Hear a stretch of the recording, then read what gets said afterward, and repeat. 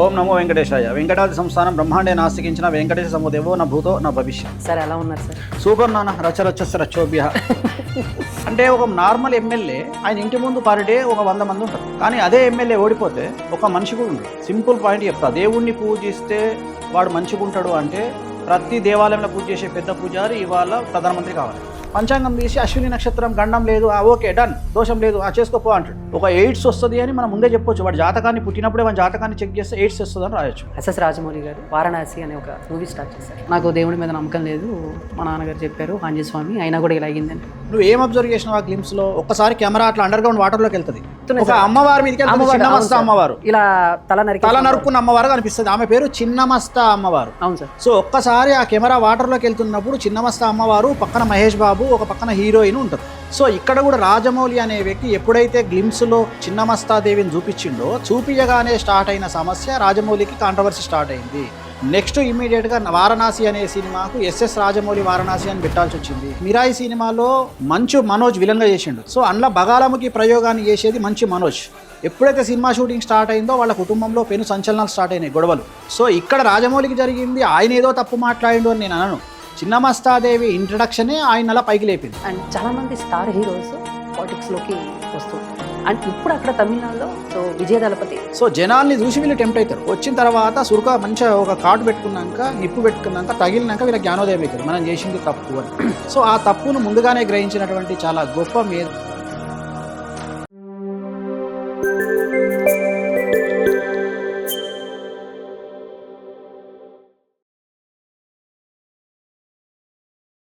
అందరికీ నమస్కారం, నేను మీ Chandu. Welcome to Visual Talks. So ఈరోజు మన గెస్ట్ అంటే బేసిక్గా పోడ్కాస్ట్ అనగానే కొత్త కొత్త విషయాలు తెలుసుకోవాలి, ఆయన గురించి ఇంకాస్త తెలుసుకోవాలని ఇంట్రెస్ట్ నాతో పాటు మీకు కూడా ఉంటుందన్న విషయం నాకు తెలుసు. బట్ అలాంటి వ్యక్తిని ఈరోజు ఎపిసోడ్కి తీసుకొచ్చేసాను. ఆయన ఎవరో కాదు, వేణుస్వామి గారు. అండ్ ఆయన నాతో ఉన్నారు, ఆయనతో మాట్లాడి చాలా డౌట్స్ ఉన్నాయి, అన్నీ కూడా క్లియర్ చేసుకునే ప్రయత్నమే ఈ పోడ్కాస్ట్. మరి చూద్దాం అది ఎంతవరకు వర్కౌట్ అవుతుందో. ఓం నమో వెంకటేశాయ. ఓం నమో వెంకటేశాయ. వెంకటాద్రి సంస్థానం బ్రహ్మాండే నాస్తికించిన వెంకటేశ సముదేవో నా భూతో నా భవిష్యత్. సార్ ఎలా ఉన్నారు సార్? సూపర్ నాన్న, రచరచ్చస్ස రచ్చోభ్య. సరే, ఎప్పుడు ఇలా ఎనర్జీగా యంగ్గా కనపడతానికి రీజన్ ఏంటి సార్? లైట్ సమస్యలను లైట్ తీసుకుంటాం, అంతే, ఏం లేదు. అంటే కలియుగం గురించి తెలిస్తే చాలా విషయాలు, చాలామంది కష్టపడి మేము పైకి వచ్చినాం అంటారు, అది చాలా తప్పది. సో కష్టపడితే గాడిద పైకి రావాలా, సో కష్టపడితే డ్రైనేజీలో పనిచేసే వాళ్ళు పైకి రావాలి. సో కష్టపడితే పైకి రావడం అనేది ఫూలిష్ మాట. సామెతలు కూడా దేశకాలమాన పరిస్థితులను బట్టే ఉంటాయి. సో ఎప్పుడో పాత చింతకాయ పచ్చడిలాగా పాత సామెతలు మేము మాట్లాడతామంటే వర్కౌట్ కాదు ఈ జనరేషన్కు. సో అందుకని there is no development in comfortable zone నమ్మే వ్యక్తిని నేను. సో నువ్వు ఎంత కష్టపడితే నీ జీవితంలో నువ్వు అంత పైకి సాధిస్తావు, అంత పైకి వస్తావు. సో అలా రావాలి అంటే రిస్క్ తీసుకోవాలి. రిస్క్ తీసుకుంటేనే. సో ఇవాళ సెటిల్ అయిన వాళ్ళందరూ, ఇవాళ ఉద్యోగాలు ఇచ్చే వాళ్ళందరినీ చూసుకుంటే వాళ్ళ చదువు రేటు చాలా తక్కువ. ఉద్యోగాలు ఇచ్చే వాళ్ళ గురించి మాట్లాడుతున్నా, ఉద్యోగాలు చేసే వాళ్ళంతా ఎక్కువ చదివిన వాళ్ళు. అవును సార్. సో ఈవెన్ ఛానల్స్ పెట్టాలన్నా, హాస్పిటల్స్ పెట్టాలన్నా, దేనికి మన భారతదేశంలో డిగ్రీ ఉండదు. ఒక ఛానల్ పెట్టాలి అంటే డిగ్రీ ఉండదు, అంటే ఓనర్గా నేను చెప్పేది. అట్లనే ఒక హాస్పిటల్ పెట్టాలంటే నువ్వు డాక్టర్ కావాల్సిన పని లేదు. సో అట్లా నువ్వు ఏమన్నా తీసుకో, ఒక పెద్ద కంపెనీ పెట్టాలంటే నీకు ఏమీ చదువు అవసరం లేదు. సో అలాంటి వాళ్ళందరూ ఉద్యోగాలు ఇస్తారు, చదువుకున్న వాళ్ళు ఉద్యోగాలు చేస్తారు. సో కష్టాలు కూడా చాలా ఎక్కువగా ఉంటాయి.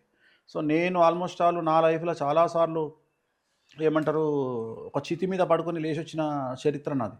అంటే ఎక్స్ట్రీమ్ లైఫ్లో ఎక్స్ట్రీమ్ ఫేస్ చేసి వెక్స్ అయిపోయి జీవితం అంటే, అన్నమయ్య సినిమాలో అన్నమాచారి చెప్తాడు వెంకటేశ్వర స్వామితో, నీ పాముల మింగడంలో, నిచ్చెనలు ఎక్కడము, పాముల మింగడంలో ఇవన్నీ కామన్ అని. సో లైఫ్లో ఒక పొగడతకు, ఒక తిట్టుకు, వేటికి రియాక్ట్ అవ్వడము లేదా ఫీల్ అవ్వడము, అలాంటి స్థాయి దాటిపోయి ఏమైపోయింది అంటే, నా లైఫ్ నేను లీడ్ చేస్తున్నా లేదా, ఒకటే సింగిల్ పాయింట్ ఎజెండా, జియో దుగ్గున. అంటే ఒక జీవితంలో 2 జీవితాలని ఎంజాయ్ చేసి అన్నీ అనుభవించి, డెత్ బెడ్ మీద నీకేమైనా కోరికలు ఉన్నాయా అంటే లేవు, నేను చచ్చిన తర్వాత దినాలు చేయండి మంచిగా అని చెప్పి సావడమే నా సింగిల్ పాయింట్ ఎజెండా, అంతే. బా సార్, చాలా రేర్గా ఉంటారు సార్ ఇలాగా. అంటే లైఫ్ మీద క్లారిటీ అనేది చాలామందికి ఉండదు. అంటే మీకులాగా చివరి కోరిక ఏంటి అని అంటే ఏవో చెప్తూ ఉంటారు. బట్ మీరు చెప్పింది కొంచెం నాకే షాకింగ్గా అనిపించింది. అంతే కదా, డబ్బులు సంపాదించుకొని చివరి ఒక కోరిక తీర్చుకోలేకపోతే వాడు మనిషి ఎట్లయితాడు? నేను అనే పాయింట్ ఏంటంటే, పేదవాడిగా పుట్టడం నీ తప్పు కాదు, కానీ బీదవాడిగా చావడం నీ తప్పే. సో మోరల్స్, ఎథిక్స్, తొక్క తోటకూర మాట్లాడే వాళ్ళని చూస్తే నాకు irritation, at the same time వాళ్ళల్లో ఒక డేంజరస్ దొంగన కొడుకు కనిపిస్తాడు నాకు. అంటే సమాజంలో మంచి చెడుల గురించి మాట్లాడేవాడు, సమాజంలో మంచి చేస్తే మంచే జరుగుతుంది అంటే, సింపుల్ పాయింట్ చెప్తా. దేవుణ్ణి పూజిస్తే వాడు మంచిగా ఉంటాడు అంటే, ప్రతి దేవాలయంలో పూజ చేసే పెద్ద పూజారి ఇవాళ ప్రధానమంత్రి కావాలి. ఎందుకైతే లేడు? సో అన్నీ పనికిమాలిన మాటలు. సో నువ్వు లైఫ్లో ఎంత ఎంజాయ్ చేసావు అనేది ముఖ్యం. నువ్వు ఎంత సంపాదించినావు, ఎంత ఎంజాయ్ చేసినావు. సంపాదించడం గొప్ప కాదు, నువ్వు సంపాదించిన రూపాయి నీకు ఎట్లా ఖర్చు పెట్టుకున్నావు అనేది ముఖ్యం. చాలామంది ఏం చేస్తారు, సంపాదించి సంతానం కోసం దాచిపెడతారు. ఒకప్పుడు ఉండే, బట్ 2000 తర్వాత ఏమైందంటే కొద్దిగా ఎంజాయ్ చేయడం స్టార్ట్ అయింది. సో నేనేం చెప్తా అంటే, మనం బతికున్నన్ని రోజులు మన ఎంజాయ్మెంట్ మనం చూసుకొని చివరికి చచ్చిపోయినాం అనుకో టెన్షన్ లేదు. కాకపోతే ఏంది, కోరికలు చిన్న చిన్నవి ఉంటాయి. ఒక వ్యక్తికి నేను పలాని సింగపూర్ పోవాలనుకుంటాడు, వాడి స్థాయిని బట్టి ఒకడు యూరోప్ పోవాలనుకుంటాడు. సో ప్రపంచంలోని అన్ని దేశాలను మనం కమాండ్ చేయగలుగుతాం ఎక్సెప్ట్ అమెరికా. అంటే అమెరికా ఒక్క కంట్రీని తప్ప నువ్వు కరెక్ట్గా మెయింటైన్ చేస్తే, నీ బ్యాలెన్స్ మంచిగా మెయింటైన్ చేస్తే, నువ్వు ఐటీ మంచిగా మెయింటైన్ చేస్తే, కళ్ళు మూసుకొని నీకు యూకే వీసా వస్తుంది, షెంజన్ వస్తుంది, ఆస్ట్రేలియా వస్తుంది, న్యూజిలాండ్ వస్తుంది, యూరప్ వస్తుంది. నీకు ఏ కంట్రీ ప్రపంచంలో ఆల్మోస్ట్ ఆల్ నాకు తెలిసి ఉన్న దేశాలన్నీ ఇస్తాయి వీసా. నువ్వు పోలేవు. ఐ థింక్ ఒకటి సౌత్ కొరియా, నార్త్ కొరియా ఏదో ఉంది, ఆ రెండిట్లలో ఒకటి అమెరికా. ఈ రెండు మాత్రమే మనం బిచ్చమెత్తుకోవాలి. మిగిలిన అన్నిటికీ మనమే బిచ్చమేయచ్చు. అంటే నువ్వు వెళ్ళి అక్కడ ఒక ₹1,00,000 2 లక్షలు ఖర్చు పెట్టి నువ్వు ఎంజాయ్ చేసి వస్తే నువ్వు ఆ దేశానికి బిచ్చమేసినట్టే కదా. సో ఓన్లీ బిచ్చమెత్తుకునే వీసా ఏంటంటే అమెరికా. సో నువ్వు అది వదిలిపెట్టి మిగిలిన దేశాలన్నీ తిరుగు. నీకు ఎక్కడ కోరికలు ఉంటే అక్కడ తిరుగు. నువ్వేం కావాలి, నువ్వు ఏ కారు కొనుక్కోవాలి, ఆ కారు ఎంజాయ్ చేయి. నువ్వు ఏ ఫుడ్ తినాలో ఆ ఫుడ్ తిను. సో నీ ఇష్టం వచ్చింది ఎంజాయ్ చేసి హ్యాపీగా డెత్ బెడ్ మీద ఏముంటుంది, ఇంకా నువ్వు ఎంజాయ్ చేసిన తర్వాత హ్యాపీగా చచ్చిపో అంతే. తర్వాత నువ్వు పోయిన తర్వాత ఏమవుతుంది, మనిషి చచ్చిపోయినాక ఏమవుతుంది చాలామంది మాట్లాడుకుంటారు.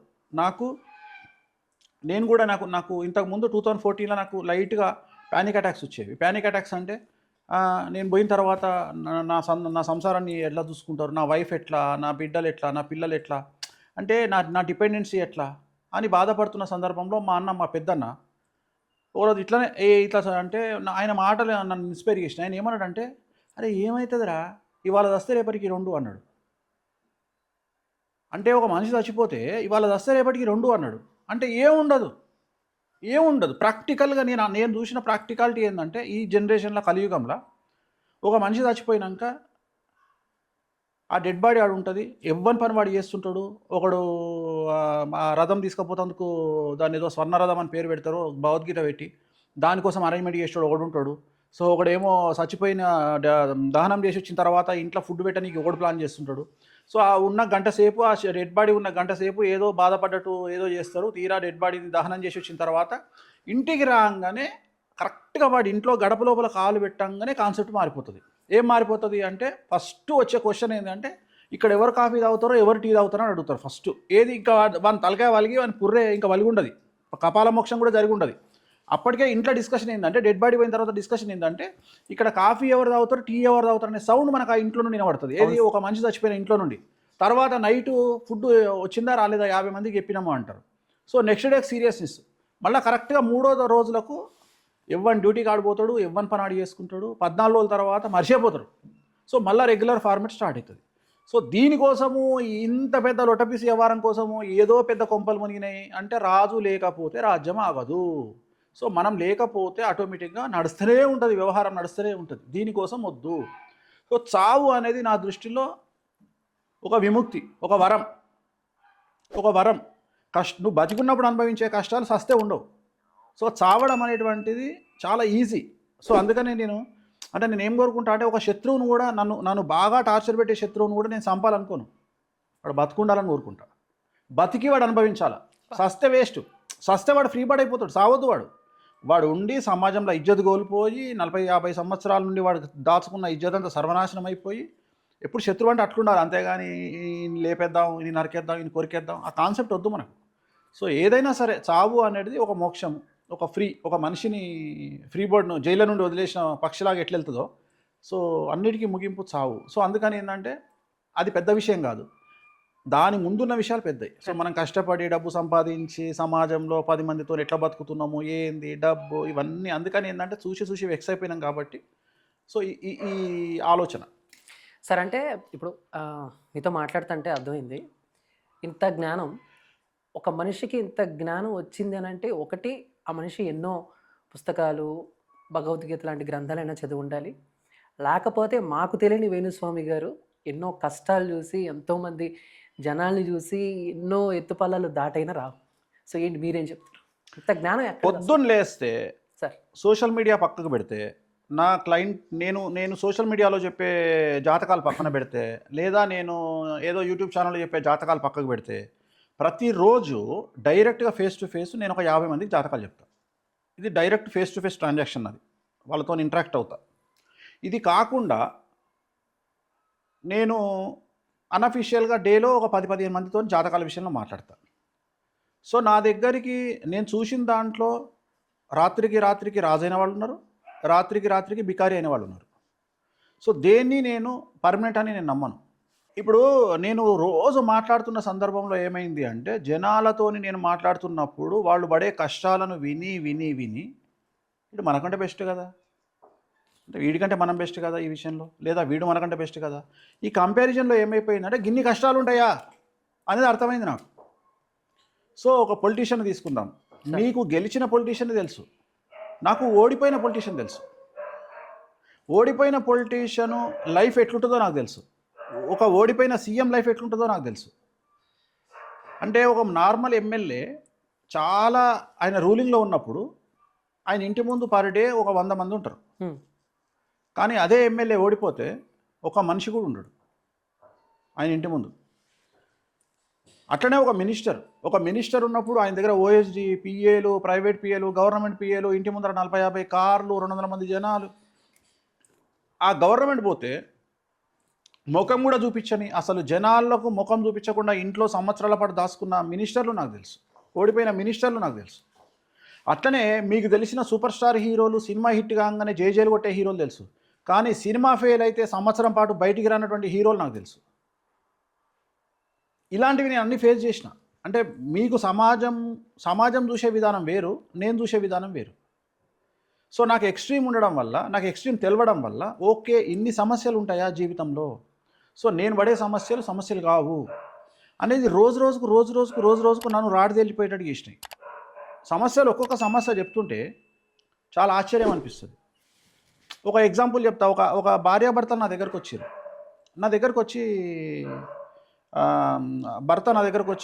భార్య నా దగ్గరకు వచ్చి కూర్చొని, సార్ మా అమ్మాయి హాస్పిటల్లో ఉంది, మీరు జాతకం చెప్పండి అంటే నేను జాతకం చూసిన. అమ్మాయి జాతకంలో బాలారిష్టంలో పుట్టింది, అమ్మాయి బ్రతకదు, నాకేదో తేడా కొట్టింది, అమ్మాయి బతికి ఉండొద్దు ఈ పాటికే, నాకేదో అబద్ధం చెప్తున్నారు వీళ్ళు అని నాకు అనిపించిన తర్వాత నేను భార్యను బయటకు పంపించి భర్తను అడిగిన, ఏమండి మీరు అబద్ధం ఏమైనా చెప్తున్నారా, ఈ అమ్మాయి బ్రతికే అవకాశం లేదు కదా అంటే, చనిపోయి 1 వీక్ అయిందండి అన్నాడు తండ్రి. అంటే మరి ఎందుకు ఇలా చెప్తున్నారు, అబద్ధం ఎందుకు మాట్లాడుతున్నారు, మీ భార్యను తీసుకొచ్చి పక్క కూర్చోబెట్టుకొని నన్ను పిచ్చోని చేస్తున్నారు, మీరు ఎందుకు మాట్లాడుతున్నారు అంటే, లేదండి ఇంకా తనకు తెలియదు. అంటే మీరు ఎక్కడి నుండి వచ్చాను, నేను యూకే నుండి వచ్చానండి. ఆమె ఏమంటుందంటే, వేణుస్వామి దగ్గరికి వెళ్తే నా కూతురు బతుకుతుంది అని గొడవ చేస్తుంది, ఆమెకి ఇంకా చెప్పలేదు, ఆల్రెడీ చనిపోయింది పాప, ఆల్రెడీ ప్రోగ్రామ్ అన్నీ అయిపోయినాయి, కార్యక్రమాలు కూడా చేసేసినాము, కానీ తను ఏం చెప్తున్నావు అంటే తన ఐసీయూలో ఉంది అని తన బ్యాలెన్స్ చేసుకుంటూ వస్తున్నా, మరి ఇప్పుడు ఏం చేస్తావు నువ్వు అని అడిగిన నేను. అంటే ఇప్పుడు ఏం చేసేది లేదు, ఇంకా నేను ఎయిర్ అంబులెన్స్లో మేము లండన్ వెళ్ళిపోతాము, ఎయిర్ అంబులెన్స్లో తీసుకొస్తున్నాం పాపనని చెప్పేసి నేను ఏదో మేనేజ్ చేస్తా, అక్కడికి వెళ్ళిన తర్వాత నిజం చెప్తా అంటున్నాడు. ఇవి నేను ఫేస్ చేసేది రోజు, ఇలాంటివి నేను ఫేస్ చేసేది. ఆ టైంలో ఎలా డీల్ చేస్తారు సార్? మరి మదర్కి ఎలాగా నచ్చ చెప్పారా లేదా? మదర్ ఏం లేదు, మదర్కి ఏం చెప్పామంటే, ఇప్పుడు ఆయన నన్ను బతిమలాడుకుంటే నేను పర్వాలేదు తల్లి, మీరు ఫస్ట్ యూకే వెళ్ళండి, మీ హెల్త్ చూసుకోండి, తర్వాత మనం మాట్లాడదాము, మీ ఆయన నాతోని కోఆర్డినేట్ చేస్తారు ప్రోగ్రామ్ అని చెప్పేసి మొత్తం మీద ఏదో చెప్పి ఆమెను పంపించేసిన. యూరప్ నుండి ఇంకొక క్లయింట్ షష్టాష్టకాలేని లవ్ మ్యారేజ్ చేసుకున్నారు. ఐ థింక్ 2012 అనుకుంటా, 2012 11 గుర్తులేదు, లవ్ మ్యారేజ్ చేసుకున్నారు, జాతకాలు కలవలేదని చెప్పి చేసుకున్న తర్వాత తనకి క్యాన్సర్ వచ్చింది. పెళ్ళి నేను చేసుకోవద్దని చెప్పిన, లవ్ మ్యారేజ్ చేసుకున్నారు, షష్టాష్టకాలు అయినాయి, క్యాన్సర్ వచ్చింది, బ్లడ్ క్యాన్సర్ వచ్చింది. తను హస్బెండ్కి తెలిసిన తర్వాత తను ఇట్లనే రన్ అవుతుంది. 2023 ఆ 22 గుర్తులేదు నాకు, కరోనా టైంలో వాళ్ళ ఆవిడని ఆయన ఈ తొడ మీద పడుకోబెట్టుకొని చాంటింగ్ చేస్తుండు, వెంకటస్వామి మంత్రం చదువుతుండు. నాకు వీడియో లైవ్ కాల్ తీసుకుండు. ఎందుకు అంటే నేను చనిపోయేటప్పుడు వేణుస్వామి ముఖం చూడాలి అన్నది ఆమె. అంటే అసలు పిచ్చిలేసిపోతుంది. నేను లైవ్ చూస్తున్నా, నా కళ్ళ ముందర చనిపోయింది. కష్టం కదా సార్ కొంచెం అలా? చాలా కష్టం. అంటే జ్యోతిష్యం అనేది చాలా ఈజీ అనుకుంటారు. జ్యోతిష్యం అనేది ఎంత కష్టం అంటే, జ్యోతిష్యం అనేది నీకు అర్థమైపోతుంది. ఒక మనిషి జాతకాన్ని అంచనా వేస్తే ఈ మనిషి ఎప్పుడు చనిపోతాడు డేస్ తెలియకుండా యూ కెన్ ప్రిడిక్ట్ వీక్, ఏ వారంలో చనిపోతాడు, ఎలాంటి రోగంతో చనిపోతాడు, ఏ క్యాన్సర్తో చనిపోతాడు అనేది మనం డిసిషన్ తీసుకోవచ్చు. సో అలాంటిది నా అనుకునే వాళ్ళ విషయం నాకు తెలిసినప్పుడు నా పరిస్థితి ఏంది? నా చుట్టూ ఉండే వాళ్లకు సమస్యలు రాబోతున్నాయని తెలిసినప్పుడు నా పరిస్థితి ఏంది? సో చాలా సింపుల్గా మాట్లాడతారు జ్యోతిష్యం గురించి. కిషోర్ అని రాఘవేంద్రరావు గారిది సినిమాక్స్ ఉంటుంది. సినిమాక్స్లో వాడు మేనేజరు. వాడు ఒక అమ్మాయిని ప్రేమించిండు. నేను అన్నా, మీ ఇద్దరికి షష్టాష్టకాలైనరా, పెళ్లి చేసుకోవద్దని చెప్పిన. అంటే ఆ అమ్మాయి ఏమన్నదంటే, నువ్వు మంచి పొజిషన్లో ఉన్నావు, నేను నార్మల్ పొజిషన్లో ఉన్నా, నేను నెలకు 12,000 సంపాదిస్తున్నా, నువ్వు నెలకు ₹1,00,000 సంపాదిస్తున్నావు, గురువుగారు వాంటెడ్లీ చెప్తారు, నువ్వు చాలా రిచ్ అవుతావు అని చెప్పి నన్ను కావాలని చేసుకోవద్దు అంటున్నారు గురువుగారు అని చెప్పి బలవంతంగా ఎంగేజ్మెంట్ చేసుకోరు.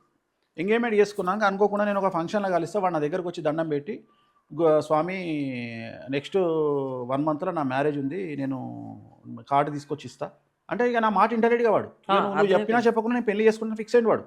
అని ఏం చేసిండు, డైరెక్ట్గా పెళ్లి ఫిక్స్ చేసుకుండు. డ్యూటీ సికింద్రాబాద్లో వాని ఇల్లు, సికింద్రాబాద్ గణపతి టెంపుల్కి ఎదురుగా గల్లీలో వాని ఇల్లు. అంటే ఇవన్నీ ఎందుకు చెప్తున్నా అంటే, ఇవి ట్రూ, ఇవి జరిగినాయి కాబట్టి అంత క్లియర్గా గల్లీలతో సహా చెప్తున్నా. వాడు జూబ్లీ హిల్స్ నుండి బయలుదేరిండు బండి మీద, ఇంటికి పోయిండు. రాత్రి 8 గంటలకు వాడికి లైట్గా స్టమక్ పెయిన్ వస్తే డాక్టర్ దగ్గరికి పోయిండు. డాక్టర్ ఏం చేసిండు, ఏం లేదా యాసిడిటీ ప్రాబ్లం ఉంది, నువ్వు బాగా పనిచేస్తున్నావు కదా, నీకు ఏం ప్రాబ్లం లేదు. ఈవినింగ్ 8 o'clock, వాడి ఏజ్ 32 years, రేపు పొద్దున్న రా చూద్దాంలే అన్నాడు. వీడి ఇంటికి పోయిండు.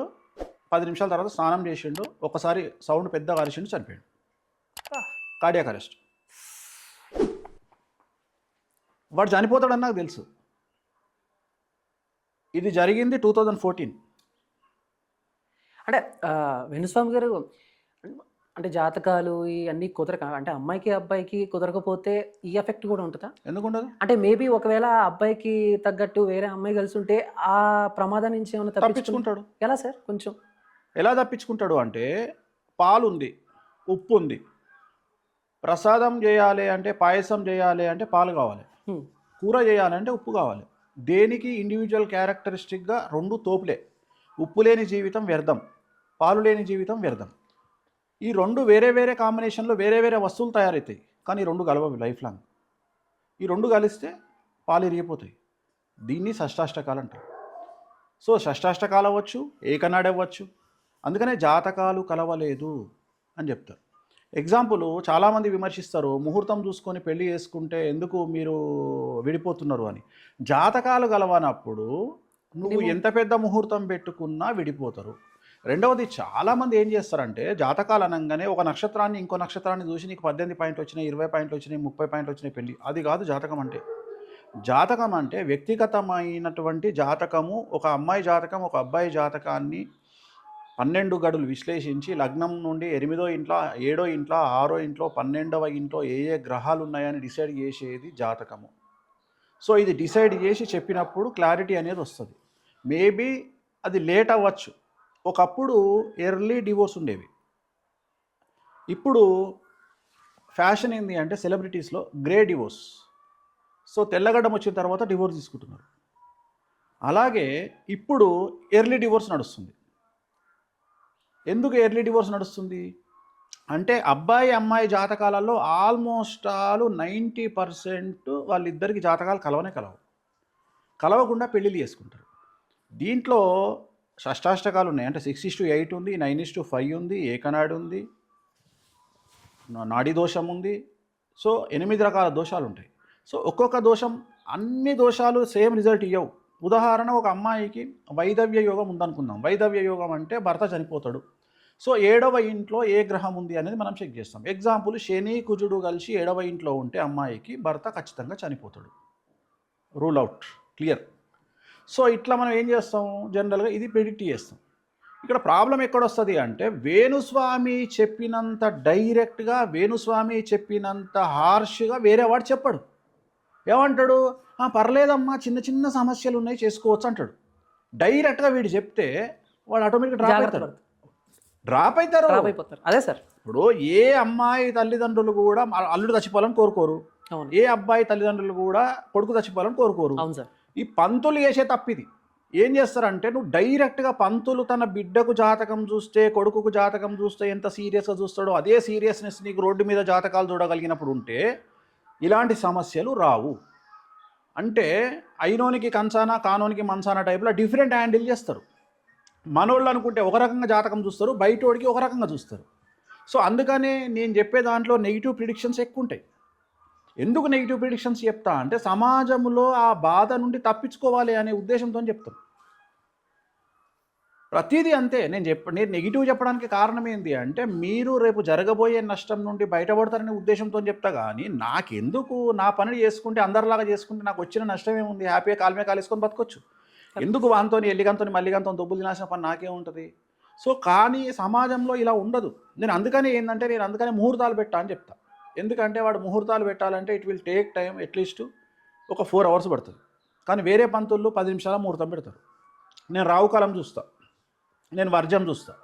వేరే పంతులు రావుకాలం చూడరు, రావుకాలం చూడకుండా పెళ్ళిళ్ళు చేసేస్తారు. సో చాలా ప్రాబ్లం. నా దగ్గరికి చాలామంది వస్తారు, ముహూర్తం పట్టుకొని వస్తారు, రావుకాలం ఉంటుంది, వానికి ముహూర్తం తెలియదు. యాక్చువల్గా ఏంటంటే ముహూర్తం అంటే జనరల్గా మనం ఏం చూడాలి, మనం ఓన్గా ముహూర్తాన్ని చెక్ చేయాలి. కానీ చాలామంది పండితులు ఏం చేస్తారు, డైరెక్ట్ పంచాంగం పోతారు, పెట్టిన ముహూర్తం తీస్తారు, రాసి పంపిస్తారు. సో చాలా సమస్యలు ఉంటాయి. అంటే అది కూడా మంచి జ్యోతిష్కుడి దగ్గరికి పోవాలా, లేకపోతే ఒక కమర్షియల్ దగ్గరికి పోవాలా అనేది కూడా జాతకంలో రాసి ఉంటుంది. సో ఇందువల్ల ఆ కాంబినేషన్స్ వర్కౌట్ కానప్పుడు ఈ రిజల్ట్స్ వస్తాయి, భార్యాభర్తలకు సంబంధించిన రిజల్ట్స్ అనేవి వస్తాయి. ఇప్పుడు ఎక్కువగా అమెరికా తీసుకుంటే Australia, America, Europe and London, New Zealand ఈ కంట్రీస్లో ఆటిజం పిల్లలు ఎక్కువ మంది పుడుతున్నారు. ఉదాహరణ ఇప్పుడు 100 మంది అబ్బాయిలు పుడితే 70 మంది ఆటిజంతో పుడుతున్నారు లేదా ఏడిహెచ్తో పుడుతున్నారు. కారణం ఏంటి అంటే కాంబినేషన్స్, వీళ్ళు భార్యాభర్తలు వివాహం చేసుకునే combinations, at the same time వాళ్ళు అక్కడ పుట్టుకతో చూసేటువంటి సమయం. వీళ్ళ పంతులు ఏం చేస్తారంటే లగ్నమేమో భారతదేశం చూస్తారు, పుట్టిన సమయమేమో లోకల్ టైం చూస్తారు. లోకల్ టైం అంటే సపోజ్ ఇప్పుడు అమెరికాలో పుట్టిన వాడిది ఇప్పుడు సాయంత్రం మనకి ఇప్పుడు 5:30 అవుతుంది. 5:30 అంటే నాకు తెలిసి ఇప్పుడు అక్కడ తెల్లవారుజామున పొద్దున 4 గంటల నుండి 8 గంటల ప్రాంతంలో మొత్తం యుఎస్ నువ్వు ఎనీ కంట్రీ ఎనీ స్టేట్ తీసుకున్నా ఇంతే ఉంటుంది. వీళ్ళు ఏం చేస్తారంటే ఇప్పుడు లోకల్ టైం వేస్తారు, లోకల్ టైం వేసి లగ్నం మాత్రం ఇండియా చేస్తారు. సో దీనివల్ల ప్రాబ్లం అవుతుంది.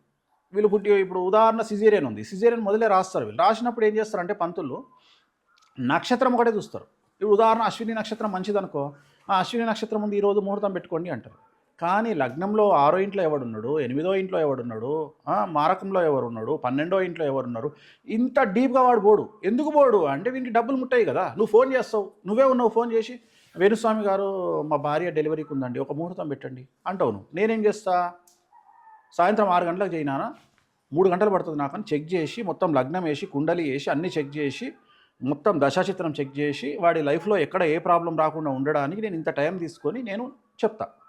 మళ్ళీ మీ ఇంట్లో ఎవరైనా షష్టాష్టకాలు ఉన్నాయా, ఇదే నక్షత్రం ఏకనాడైందా, సేమ్ నక్షత్రం అయిందా. ఉదాహరణ మూలా నక్షత్రం ఉన్న ఇంట్లో మూలా నక్షత్రం వాడు పుట్టొద్దు, తండ్రిది మూల అయితే కొడుకుది మూల పనికి రాదు, తల్లిది మూల అయితే బిడ్డది మూల పనికి రాదు. సో ఇట్లా ఇన్ని క్యాలిక్యులేషన్స్ ఉంటాయి. ఇవన్నీ ఎవరు చూస్తున్నాడు, ఎవరు చూస్తలేడు కదా. బేసిక్గా పంచాంగం తీస్తారు, పంచాంగం తీసి అశ్విని నక్షత్రం గండం లేదు, ఓకే డన్, దోషం లేదు, చేసుకోపో అంటాడు. కానీ ఆ సమయంలో గ్రహాలు ఎక్కడున్నాయి, వ్యయంలో ఎన్ని గ్రహాలు ఉన్నాయి, సో రవి ఎక్కడున్నాడు, రవి ఎవరితో కలిసి ఉన్నాడు, ఇన్ని లెక్కలు ఉంటాయి. సో ఇవన్నీ బేసిక్గా ఎవరికి నాలెడ్జ్ ఉండదు, అంటే ఇంత ఓపిక ఉండదు. నేను చెప్పే పాయింట్ ఏంటంటే ఇంత ఓపిక ఉండదు. ప్రొఫెషన్ లాగా హ్యాండిల్ చేయొద్దు, కసితో చేయాలి. ఇప్పుడు వేణుస్వామి కసితో చేసిండు కాబట్టే సంచలనం అయ్యిండు, జనాలతో దొబ్బించుకుంటుండు, ఒక బ్రాండ్ క్రియేట్ చేసిండు. జ్యోతిష్యం అంటేనే వేణుస్వామి అనే లెవెల్కి వచ్చింది. ఎందుకు అంటే ఇంత ప్రేమతో ఇంత కసితో జాతకం చెప్పాలనేది నా స్పిరిట్. నేను ఏదో అంటే ఇప్పుడు ఒక సినిమా హీరో ఫోటోలు దిగడం పెద్ద విషయం కాదు.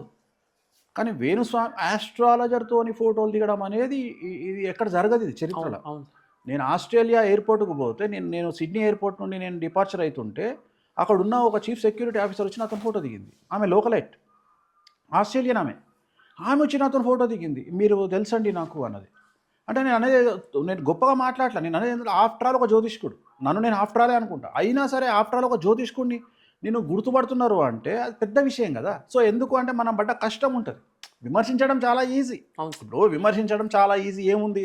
ఇప్పుడు రోజు పొద్దున్న లేస్తే యూట్యూబ్ ఛానళ్ళల్లో వీటిల్లో చాలామంది చెప్తారు, ఎవడు పట్టించుకోడు. కానీ వేణుస్వామి ఒక మాట మాట్లాడితే అది సంచలనం, వేణుస్వామి ఒక మాట మాట్లాడకున్నా సంచలనమే. సో అది ఆ ఇమేజ్ బిల్డప్ చేసుకోవడానికి మనం పడ్డ కష్టాలు, మనకున్న అనుభవాలు, మనం ఎలా ట్రీట్ చేసినాం జనాల్ని, ఎలా జాతకాలు నేర్చుకున్నాము. ప్రతిరోజు జాతకం నేర్చుకోవడమే కదా మన పని. ఒక జాతకం చూస్తే, ఈ సెలబ్రిటీ జాతకం చూస్తే ఏం నేర్చుకుందాం, ఈ నెగిటివ్ జాతకం చూస్తే ఏం నేర్చుకుందాం.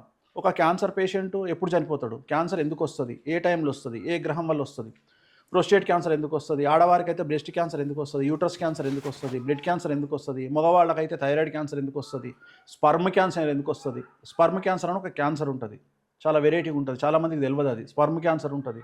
కొన్ని క్యాన్సర్లో సస్టైనింగ్ ఎక్కువ ఉంటుంది, అంటే డెత్ రేట్ తక్కువ ఉంటుంది. ఉదాహరణ, థైరాయిడ్ క్యాన్సర్లో డెత్ రేట్ చాలా తక్కువ, స్పర్మ్ క్యాన్సర్లో డెత్ రేట్ చాలా తక్కువ, టెస్టికల్ క్యాన్సర్లో డెత్ రేట్ చాలా తక్కువ. మగవాడికి టెస్టికల్ క్యాన్సర్ ఎందుకు వస్తుంది. సో వీటికి కొన్ని కాంబినేషన్స్ ఉంటాయి. అంతెందుకు ఎయిడ్స్ ఎందుకు వస్తుందో కూడా కాంబినేషన్స్ ఉంటాయి. ఒక ఎయిడ్స్ వస్తుంది అని మనం ముందే చెప్పొచ్చు. వాడి జాతకాన్ని పుట్టినప్పుడే మన జాతకాన్ని చెక్ చేస్తే ఎయిడ్స్ వస్తుంది అని రాయొచ్చు మనం. దాన్ని మనం జాతకంలో సుఖవ్యాధి అంటాడు. దీనికి ఎయిడ్స్ అనేది వీళ్ళు పేరు పెట్టుకోరు, మనకు అనవసరం. మాకు శాస్త్రం సుఖవ్యాధి అని చెప్పింది అంతే. అంతేగాని ఎయిడ్స్, గనేరియా, సిఫిలిస్ అని రాయదు. అది ఏమంటుంది అక్కడ చెప్తుంది, ఏం చెప్తుంది, నీకు ఇది వస్తుంది అని చెప్తుంది. అంటే ఈ సుఖవ్యాధి వస్తుంది. దాన్ని మనం జనరేషన్ను బట్టి, దేశ కాలమాన పరిస్థితులను బట్టి మనం వాడిని అంచనా వేసి, ఓకే వీడి జనరేషన్లో ఉన్నాడు కాబట్టి వీడికి ఈ వ్యాధి వస్తుంది అని మనం డిసైడ్ చేస్తాం. సో ఇంత ఉంటుంది. సార్. అంటే ఇప్పుడు మీతో మాట్లాడుతుంటే అర్థమవుతుంది, అంటే చాలామంది ఇప్పుడు ఎగ్జాంపుల్ నేనైనా ఎక్కడికైనా టెంపుల్స్ లేకపోతే అలా వెళ్ళినప్పుడు ఆ టెంపుల్స్ దగ్గర కొంతమంది చిలక దోషం చెప్పించుకునే వాళ్ళు ఉంటారు, చెప్పేవాళ్ళు ఉంటారు, ఇంకొంతమంది జ్యోతిష్యం చెప్పేవాళ్ళు ఉంటారు. మొహం చూడంగానే ఏదో ఒక పాయింట్ చెప్తారు. అఫ్కోర్స్ మన లైఫ్లో జరిగేదో లేకపోతే ఆల్రెడీ జరిగిందో ఏదో ఒక పాయింట్ చెప్తారు. సో చెప్పంగానే మనం కనెక్ట్ అవుతాం, అరే నిజమే కదా. ఎగ్జాంపుల్ ఏదో ఒకటి, సార్ నువ్వు లైఫ్లో చాలా కష్టాలు పడ్డావు, పలానా ఇయర్ చాలా కష్టాలు పడ్డావు అనగానే మనకి ఎక్కడ తెలియని ఒక ఇంట్రెస్ట్ ఉంటుంది. ఓకే ఈయన బాగా చెప్తున్నారు, చెప్పించుకోవాలి అని చెప్పేసి. అది ఎంతవరకు కరెక్ట్ సార్? వాళ్ళు ఎలా అంచనా వేస్తారంటే నిజంగానే జాతకం అనేది ఫేస్ చూసి, చేతి రేఖలు చూసి చెప్పే ఇదేనా, లేకపోతే దాని వెనక? సో చాలా మంచి ప్రశ్న. ఎగ్జాంపుల్, ఈరోజు ఎగ్జాక్ట్గా ఇదే రోజు నువ్వు ఒక 10 రోజుల ముందు యుఎస్ వీసా అప్లై చేసినావు అనుకుందాం, ఎగ్జాంపుల్ అనుకుందాం సార్. ఇవాళ నువ్వు నా ఫామ్ హౌస్కి వచ్చి నన్ను ఇంటర్వ్యూ చేస్తున్నావు, పోతుంటే ఎగ్జాంపుల్ నీకు రోడ్డు మీద ఇక్కడ నుండి ఒక 5 కిలోమీటర్ల దూరం పోయిన తర్వాత నీకు రోడ్డు మీద ఒక అమ్మవారి టెంపుల్ కనిపించింది. కరెక్ట్గా అమ్మవారి టెంపుల్ దగ్గర నువ్వు యూరిన్ పోసుకుందామనో దేనికో ఆగినావు. అప్పుడే నీకు మెసేజ్ వచ్చింది, నీ వీసా యాక్సెప్ట్ అయింది. ఇంకా నువ్వు అమ్మవారి టెంపుల్ వదలవే. సెంటిమెంట్గా follow, that is called sentiment. కానీ నీ జాతకం తీస్తే నీకు విదేశీయానం అనేది ఈ టైంలో ఉన్నది. సో నీ జాతకం డిసైడ్ చేసింది, అర్థమైందా? కానీ నువ్వేం ఫీల్ అవుతావు? సపోజ్ ఇదే షర్ట్ వేసుకుని ఉన్నావు అనుకో, ఆ రోజు ఇంకా ఇవి 12 షర్ట్లు కొనుక్కొచ్చుకుంటావు. ఇక సెంటిమెంట్. ఇక్కడ నీ లైఫ్ని డిసైడ్ చేసింది ఎవరు? జాతకం. సింపుల్. జనరల్గా ఇప్పటికి కూడా, ఇప్పుడు ఉదాహరణ, నేను అబ్బాయిని చూస్తుంటా. అమ్మాయి లవ్ చేసేటప్పుడు సపోజ్ వాడు హైదరాబాద్లో రోడ్ల మీద తిరిగేటప్పుడు వానికి ఎక్కడనో అదే షెట్టు దగ్గర వానికి ఫోన్ వస్తుంది. వీడు బండి పక్క కాపుతాడు, 2 వీలర్ గురించి మాట్లాడుతున్నా, బండి పక్క కాపి జనరల్గా కార్ అయినా సరే ఒక అమ్మాయి లవ్ ప్రపోజ్ చేసినప్పుడు మనం చెప్పినప్పుడు మనకు చెప్తుంది అంటే ఎంత పెద్ద మొగోడైనా బండి పక్కకు తీసుకుంటాడు. అది కారు కావచ్చు, ఏది కావచ్చు, పక్కకు తీసుకొని ఫోన్ లిఫ్ట్ చేస్తాడు. లిఫ్ట్ చేయగానే అమ్మాయి యాక్సెప్ట్ చేసింది అనుకో. సపోజ్ అది హుసేన్ సాగర్, నువ్వు ఇట్లా చూస్తున్నప్పుడు బుద్ధుడు కనిపించింది అనుకో, తెల్లారి నుండి దుకాణం పెడతాడు వీడు, బుద్ధుని దుకాణం. ఎందుకు? అమ్మాయి యాక్సెప్ట్ చేసింది కదా. Sentiment, only sentiment. యాక్చువల్గా నీకు అక్కడ జాతకంలో ఆ అమ్మాయి యాక్సెప్ట్ చేసే రోజులు ఆ దరిదాపుల్లో ఎప్పుడో వారం 10 రోజుల్లో ఉంటాయి. ఇది సెంటిమెంట్. సో ఇక్కడ జాతకమే కమాండ్ చేస్తుంది. జాతకమే కమాండ్ చేస్తుంది. నువ్వు పుట్టినటువంటి లగ్నము, నువ్వు పుట్టినటువంటి సమయము నీ జీవితాన్ని కమాండ్ చేస్తుంది. అది 1000 పేజీల సబ్జెక్టు నువ్వు పుట్టినప్పుడే రాసి పెట్టొచ్చు. ఓపిక ఉంటే నీకు ప్రతి సంవత్సరము, ప్రతి నెల ఏమవుతుంది అని కూలంకషంగా మనము యాక్సిడెంట్లు అవుతాయా, డివోర్స్ అవుతుందా, పోలీస్ కేసు అవుతుందా, కోర్టు కేసు అవుతుందా, ఈడీ కేసు అవుతుందా, నువ్వు దేనికి ఆన్లైన్ బెట్టింగ్కి అలవాటు అవుతావా, లేకపోతే నువ్వు చెడు వ్యసనాలకు బానిస అవుతావా, ఇవన్నీ డిసైడ్ చేయొచ్చు. కానీ ఏమవుతుందంటే నమ్మకము కొన్నిసార్లు కొన్నిటిని కమాండ్ చేసి ముందుకెళ్ళిపోతుంది. సో ఓవరాల్గా నీకు జాతకం అనేది బేస్, జాతకమే బేస్. జాతకం ఇప్పుడు తిరుపతి వెంకటేశ్వర స్వామికి లోకల్ ఉన్న ఏ వెంకటేశ్వర స్వామి సరిసాటి కాడు. కానీ మనం హిందూ మతంలో మనం ఏం చెప్తాము, నువ్వు లోకల్ టెంపుల్కి పో అని చెప్పడానికి కారణం ఏంటి అంటే సెంటిమెంట్స్ బలంగా ఉండి నీకు మోరల్ సపోర్టు, ప్రస్తుతం కలియుగంలో తెలుగు రాష్ట్రాలలో నీకు మోరల్ సపోర్ట్ ఇవ్వడానికి మనిషికి మనిషి తోడు లేడు. అంటే ఒక మనిషి ఇంకొక మనిషికి తోడు లేడు, స్నేహితులు లేరు, బంధువులు లేరు, ఎవ్వరూ లేరు. నువ్వు బండి కొనుక్కుంటే ఏడుస్తారు, కారు కొనుక్కుంటే ఏడుస్తారు, మంచి బట్టలు వేసుకుంటే ఏడుస్తారు, మంచి ఫోన్ కొనుక్కుంటే ఏడుస్తారు. ఇలాంటి సందర్భంలో నిన్ను ఎంకరేజ్ చేయగలిగినోడు ఎవడు లేడు, ఒక్క దేవుడు తప్ప. ఆయన దగ్గరికి పోయి ఆయనను చూసుకుంటూ అయ్యా నా పరిస్థితి ఇది, ఇంకో వాడు నన్ను ఇట్లా చేస్తుండు, వీడు నన్ను ఇట్లా చేస్తుండు అని చెప్పి నువ్వు ఆయనకు బాధలు చెప్పుకొని ఆయన ద్వారా కౌన్సిలింగ్ను పొంది ఇంటికి వచ్చి అమ్మ నాకు ఆంజనేయ స్వామి ఉన్నాడు, అమ్మవారు ఉన్నది, వెంకటేశ్వర స్వామి ఉన్నాడు అని నీకు నువ్వు తొడగొట్టుకొని ఛాతి మీద కొట్టుకొని మళ్ళీ నువ్వు ముందుకు దూకడానికి ఈ సెంటిమెంట్స్ వనికి వస్తాయి. అందుకనే మన దగ్గర ఈ పద్ధతి పెట్టిరు. ప్రతిదానికి ఒక రీజన్ ఉంటుంది, ప్రతిదానికి ఒక రీజన్ ఉంటుంది. సో వీటిని ముందుకు తీసుకుపోవాలి. వీటి ద్వారా సమాజంలో నమ్మకాలు పెరుగుతాయి. ఇప్పుడు నువ్వు చాలామంది దేవుణ్ణి నమ్మని వారు ఉన్నారు అనుకుంటాం మనం. కానీ నువ్వు గూగుల్ చేయి, 2000 సంవత్సరం తర్వాత 9% దేవుణ్ణి నమ్మే వాళ్ళు పెరిగారు. అవును సార్. మరి ఎట్లా పెరిగారు? మరి నిజంగా సైన్స్ పెరుగుతుంటే దేవుని నమ్మే వాళ్ళు తగ్గాలే కదా, ఎట్లా పెరుగుతారు? పెరగొద్దు కదా, లాజికే కదా. కానీ పెరిగారు. నువ్వు గూగుల్ చేయి, పెరిగారు. సో తప్పు. నేను అనేది ఏంటంటే దేవుడికి ఇంకోటి, చాలామంది పొద్దున్న లేస్తే వేరే మతాలను తిడతారు. వేరే మతాలతో పని లేదు, మనకు హిందూ మతంలోనే సమస్యలు ఉన్నాయి. హిందూ మతంలోనే ఒకరినొకడు నిచ్చెనలాగా మనం కప్పల్లాగా ఒక కప్ప పైకి ఎక్కుతుంటే ఇంకో కప్ప కిందికి లాగినట్టు మన దాంట్లో హిందువులల్లా మనకు సఖ్యత లేదు. ఎందుకంటే భారతదేశంలో హిందువులందరూ ఒకటే అనే పద్ధతి లేదు. ఇప్పుడు ప్రజెంట్ హిందువులు కొంతమందికే రికగ్నేషన్ ఉంది, కొంతమంది హిందువులకు రికగ్నేషన్ లేదు. సో నేను హిందువునైనా నన్ను కిందికి లాగేవాడు కూడా హిందువే. మరి నేను ఎవరికి చెప్పుకోవాలి? నా బాధ ఎవరికి చెప్పుకోవాలి? నేను అరే నన్ను లాగేవాడు కూడా హిందువేరా అని నేను ఎవరికి చెప్పుకోవాలి? మళ్ళీ మనం పక్క మతాల మీద పడి ఏడుస్తాం, వాడు మన జోలికి వచ్చి. అసలు వాళ్ళతో మనకు సమస్య లేదు, మనకు సమస్య ఉన్నదే మన మతంలో. సో నమ్మకాలు వేరు, జాతకాలు వేరు. జాతకాలను బేస్ చేసుకొని లైఫ్ నడుస్తుంది.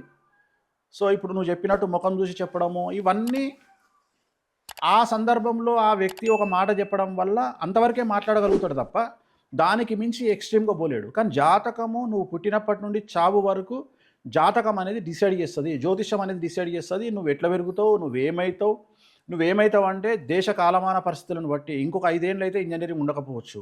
సో అప్పుడు ఏమవుతావు? ఒకప్పుడు డాక్టర్ అంటే చాలా గొప్ప పరిస్థితి. ఇవాళ డాక్టర్కు 3 లక్షల కంటే ఎక్కువ జీతం వస్తలేదు. అదే నువ్వు సాఫ్ట్వేర్ అమెరికాకు పోతే సంవత్సరానికి నువ్వు ₹1,00,00,000 ప్యాకేజ్ చేయొచ్చు. సో చాలా లెక్కలు ఉన్నాయి. ఒకప్పుడు గవర్నమెంట్ జాబ్ అంటే చాలా గొప్పది. ఇవాళ గవర్నమెంట్ జాబ్ అంటే సంసారం నువ్వు జీవితాంతం మొత్తం ఏం చేసినా 2.5 కోట్ల నుండి 3 కోట్లు సంపాదిస్తావు. ఇదే 3 కోట్లు నీకు మంచి జాబ్ వస్తే అమెరికాలో కొడుతుంది. సో దేశకాలమాన పరిస్థితులను బట్టి మారుతుంటాయి. సార్ అంటే ఇప్పుడు మనం డిస్కస్ చేసిన విధానం చూసుకుంటే నమ్మకం, కొన్ని సెంటిమెంట్స్ అనేది మనం మాట్లాడుకుంటే, ఎగ్జాంపుల్ ఫ్రెండ్స్తో కూర్చుని ఒక ఐపీఎల్ కానీ లేకపోతే వరల్డ్ కప్ కానీ చూస్తున్నప్పుడు అప్పటిదాకా అందరూ అలా కూర్చుని ఉంటారు సార్. సడన్గా ఎవరైనా మనలో ఒకడు అలా లేచి అలా వెళ్ళంగానే ఆగ్రా కూర్చో వికెట్ పడిద్ది. అదే అందుకని లేవనివ్వని ఇంకా అలాగే ఉంచేస్తాను సార్. అదే అరే నువ్వు అలాగే నుంచో అని చెప్పేసి. నాకు కూడా సో ఉందా సార్? ఎలా సార్? నాకు కూడా ఉంది. నీకు ఆ సెంటిమెంట్ ఉందా సార్? నేను కూడా ఆ సెంటిమెంట్ ఫాలో అవుతా. ఇప్పుడు నా ఇంట్లో ముట్టించే అగరబత్తి 2002 నుండి ముట్టిస్తున్నాం. అవి మార్కెట్లో దొరకకున్నా సరే సంవత్సరానికి ఒకటేసారి ఒక 10 కాటన్లు తెప్పించి పెట్టుకుంటా. అంటే అంత సెంటిమెంట్. సో పర్ఫ్యూమ్ కూడా నాకు సెంటిమెంట్, ప్రతిదీ సెంటిమెంటు. చెప్పులు సెంటిమెంటు. సో ప్రతిదీ నా దగ్గర ఎంత లగ్జరీ చెప్పులున్నా నేను కొన్ని జాగాలకు వెళ్ళేటప్పుడు ఆ చెప్పులు వేసుకొనే వెళ్తా. అచ్చుపప్పీస్ చెప్పులే ఉంటాయి. అవి అచ్చుపప్పీస్ ఒక 10 జతలు ఉంటాయి. అవి వాడు బ్యాన్ చేసిండు. అయినా ఆ 10 జతలు తెప్పించి పెట్టుకుంటా. సంవత్సరానికి ఒక జత చెప్పున వాడుతుంటా. సెంటిమెంట్స్ అనేవి సహజం. అవి సెంటిమెంట్స్ అనేవి సహజం. సో నాకు ఇప్పుడు గాతవారం ఉంది, గురువారం నాకు గాతవారం, నేను ఏ పని చెయ్య, జాతకరీత్యా గాతవారం కాబట్టి నేను తలపై నుండి స్నానం చేసి గురువారం నాడు 30 సంవత్సరాలు అవుతుంది. ఓ ఎందుకు సార్ అంత సెంటిమెంట్? అంటే ఆ సెంటిమెంట్ వెనుక ఏమైందంటే ఒక రోజు నేను తలపై నుండి గురువారం నాడు స్నానం చేస్తుంటే నా మేనమామ కూతురు చనిపోయింది అని ఫోన్ వచ్చింది. నేను స్నానం అట్లనే చేస్తున్నా తలపై నుండి, నేను వేరే వాళ్ళు ఇంట్లో ఫోన్ ఎత్తి చెప్పారు మా నాన్న గురువారం నాడు కోమలకు పోయాడు. సో ఎప్పుడైతే ఇది జరిగిందో నాకు కనెక్ట్ అయింది, జాతకం చూసుకుంటే గురువారం గాతవారం ఉంది అని ఆ రోజు నుండి నేను అవాయిడ్ చేసేసిన. గురువారం నాడు నేను ఏ పని చేయను, గురువారం నాడు నేను కొత్త బట్టలు వేయను, గురువారం నాడు నేను షేవింగ్ చేయను. ఈరోజు ఏం వారము? గురువారం సార్. యాక్చువల్గా చూస్తే ఇప్పుడు నీకు గడ్డం కనిపిస్తుంది, అవును సార్. ఇది నిన్న సాయంత్రం చేసిన షేవింగ్, లేకపోతే ఇప్పుడు నేను షేవింగ్ చేసుకొని కూర్చోవాలి, దీనికి చేయను. ఈ కుర్తా కూడా కొత్త కుర్తా నిన్న సాయంత్రం ఆల్రెడీ గంట సేపు వేసుకున్న తర్వాత డిసైడ్ చేసి వాళ్ళు వేసుకున్నా. అంత ఆలోచిస్తా. గురువారం అంటే అంత జాగ్రత్తగా ఉంటా నేను. గురువారం నాడు నా లైఫ్లో మిరాకిల్స్ అన్నీ, నెగిటివ్ రిజల్ట్స్, నెగిటివ్ సమస్యలు వచ్చినాయి అని గురువారమే వస్తాయి, గురువారమే జరుగుతాయి. సో అందుకని నేను గురువారంకు దూరం. అట్లా చాలా మందికి చాలా సెంటిమెంట్స్ ఉంటాయి, చాలా ఉంటాయి సినిమా ఇండస్ట్రీలో అండ్ పొలిటికల్గా చాలా సెంటిమెంట్స్ ఉంటాయి. అంటే ఇవి తప్పు పట్టలేం, వీటిని ఇవి ఎదగడానికి పనిచేస్తాయి. సార్ అంటే మీరు చెప్తుంటే నా రియల్ లైఫ్లో జరిగిన ఒక ఇన్సిడెంట్ నేను మీతో షేర్ చేసుకుందాం అనుకుంటున్నాను సార్. 2013 సార్, జనవరి 5న. సో మా నాన్నగారు లారీ డ్రైవర్స్. సో 11:30, 12కి ఆయన ఫోన్ చేశారు, మాట్లాడాను, తిన్నారా ఉన్నారని చేసేసాను. అయిపోయిన తర్వాత సరేలే అని చెప్పి మొత్తం మీసాలు గడ్డలు అన్నీ నేను తీసేసాను సార్. కరెక్ట్గా 3:30కి ఆయన లేరు అని ఫోన్ వచ్చింది. నేను అప్పటి నుంచి మళ్ళీ ఇప్పటి వరకు ఎప్పుడు కూడా నేను మీసం కానీ గడ్డలు కానీ ఎప్పుడు క్లీన్ షేవ్, అంటే ఒకసారి ట్రిమ్ చేస్తాను. అంటే ఇంకా షూటింగ్స్ ఉన్నప్పుడు కొన్ని క్యారెక్టర్స్ కోసం మొత్తం అంతా బేడ్ది నేను ఎప్పుడు మీసం గడ్డం కానీ ఎప్పుడు నేను క్లీన్ షేవ్ చేసుకోలేదు సార్. ఇది కూడా నీది ఒకటే కదా. ఇప్పుడు నేను గురువారం నాడు షేవింగ్ అయ్యా, ఒకవేళ ఏదైనా గురువారం ప్రోగ్రామ్ ఉంటే బుధవారం నాడు చేస్తా. గురువారం నాడు ఎంత పెద్ద తోపు వ్యవస్థను ఉండని, ఎంత పెద్ద నేను పెద్ద సెలబ్రిటీని కలిసినా సరే నేను గడ్డం తీయను. ఆ రోజు ఎంత పెద్ద పండుగ వచ్చినా సరే తలపై నుండి స్నానం చేయను. సెంటిమెంట్స్ బాగుపడడానికి ఉండాలి, నష్టపడడానికి కాదు. ఇప్పుడు ఉదాహరణ, నేను రోడ్డు మీద పోతున్నా, పిల్లి వచ్చింది. ఒక్కొక్కసారి ఏం చేస్తాం మా డ్రైవరు, సార్ పిల్లి వచ్చింది సార్. పిల్లే కదరా పోనీ అంటే నమ్మకాలు ఓకే, మూఢనమ్మకాలు నేను యాక్సెప్ట్ చేయ. ఏంటి సార్ అంటే మీ దృష్టిలో నమ్మకానికి మూఢనమ్మకానికి తేడా ఏంటి సార్? నమ్మకానికి మూఢనమ్మకానికి తేడా అంటే గోవాలో కెసినోకు హైదరాబాద్లో కెసినోకు ఉన్నంత తేడా ఉంటుంది. గోవాలో కెసినో ఆడితే ప్రాబ్లం లేదు, హైదరాబాద్లో కెసినో ఆడితే తంతరు. సో ఎందుకు? భారతదేశంలో రాజ్యాంగంలో అంబేద్కర్ గారు రాసినటువంటి రాజ్యాంగం ప్రకారము భారతదేశం వేదభూమి, కర్మభూమి, ధర్మభూమి అని చెప్పి ఈ భూమి మీద కసినో ఆడొద్దు అని చెప్పి ఆయన రాసిరు కాబట్టి నీళ్ళలో పెట్టిరు. అది కూడా గోవాలో నీళ్ళలో పెట్టిరు, బోట్ల. మరి హైదరాబాద్లో పెడితే తప్పేముంది? అట్లనే ఈ రెండింటికి కూడా అంతే ఇంచుమించు. సో నమ్మకము లేదా మూఢనమ్మకానికి ఉన్న తేడా ఏంది అంటే దేశ కాలమాన పరిస్థితులను బట్టి మనం మారాల్సి వస్తుంది. ఉదాహరణ, నువ్వు అమెరికాకు పోవాలి, కరెక్ట్గా నీ ఫ్లైట్ వర్జంలో ఉంది, వర్జం ఉంది, నేను ఫ్లైట్ ఎక్కంటావా? అనలేవు కదా. అనలేవు. సో ప్రతిదానికి ఒక ప్రాసెస్ ఉంటుంది. అంటే మూర్ఖంగా బిహేవ్ చేయొద్దు. నమ్మకంకు దానికి అంత తేడా ఉంటుంది. నీకు నమ్మకము అంటే ఒక ఎగ్జాంపుల్ చెప్తా. నమ్మకము అంటే ఒక బ్యాంకులకు ఒకడు చెక్కు తీసుకొని పోతాడు.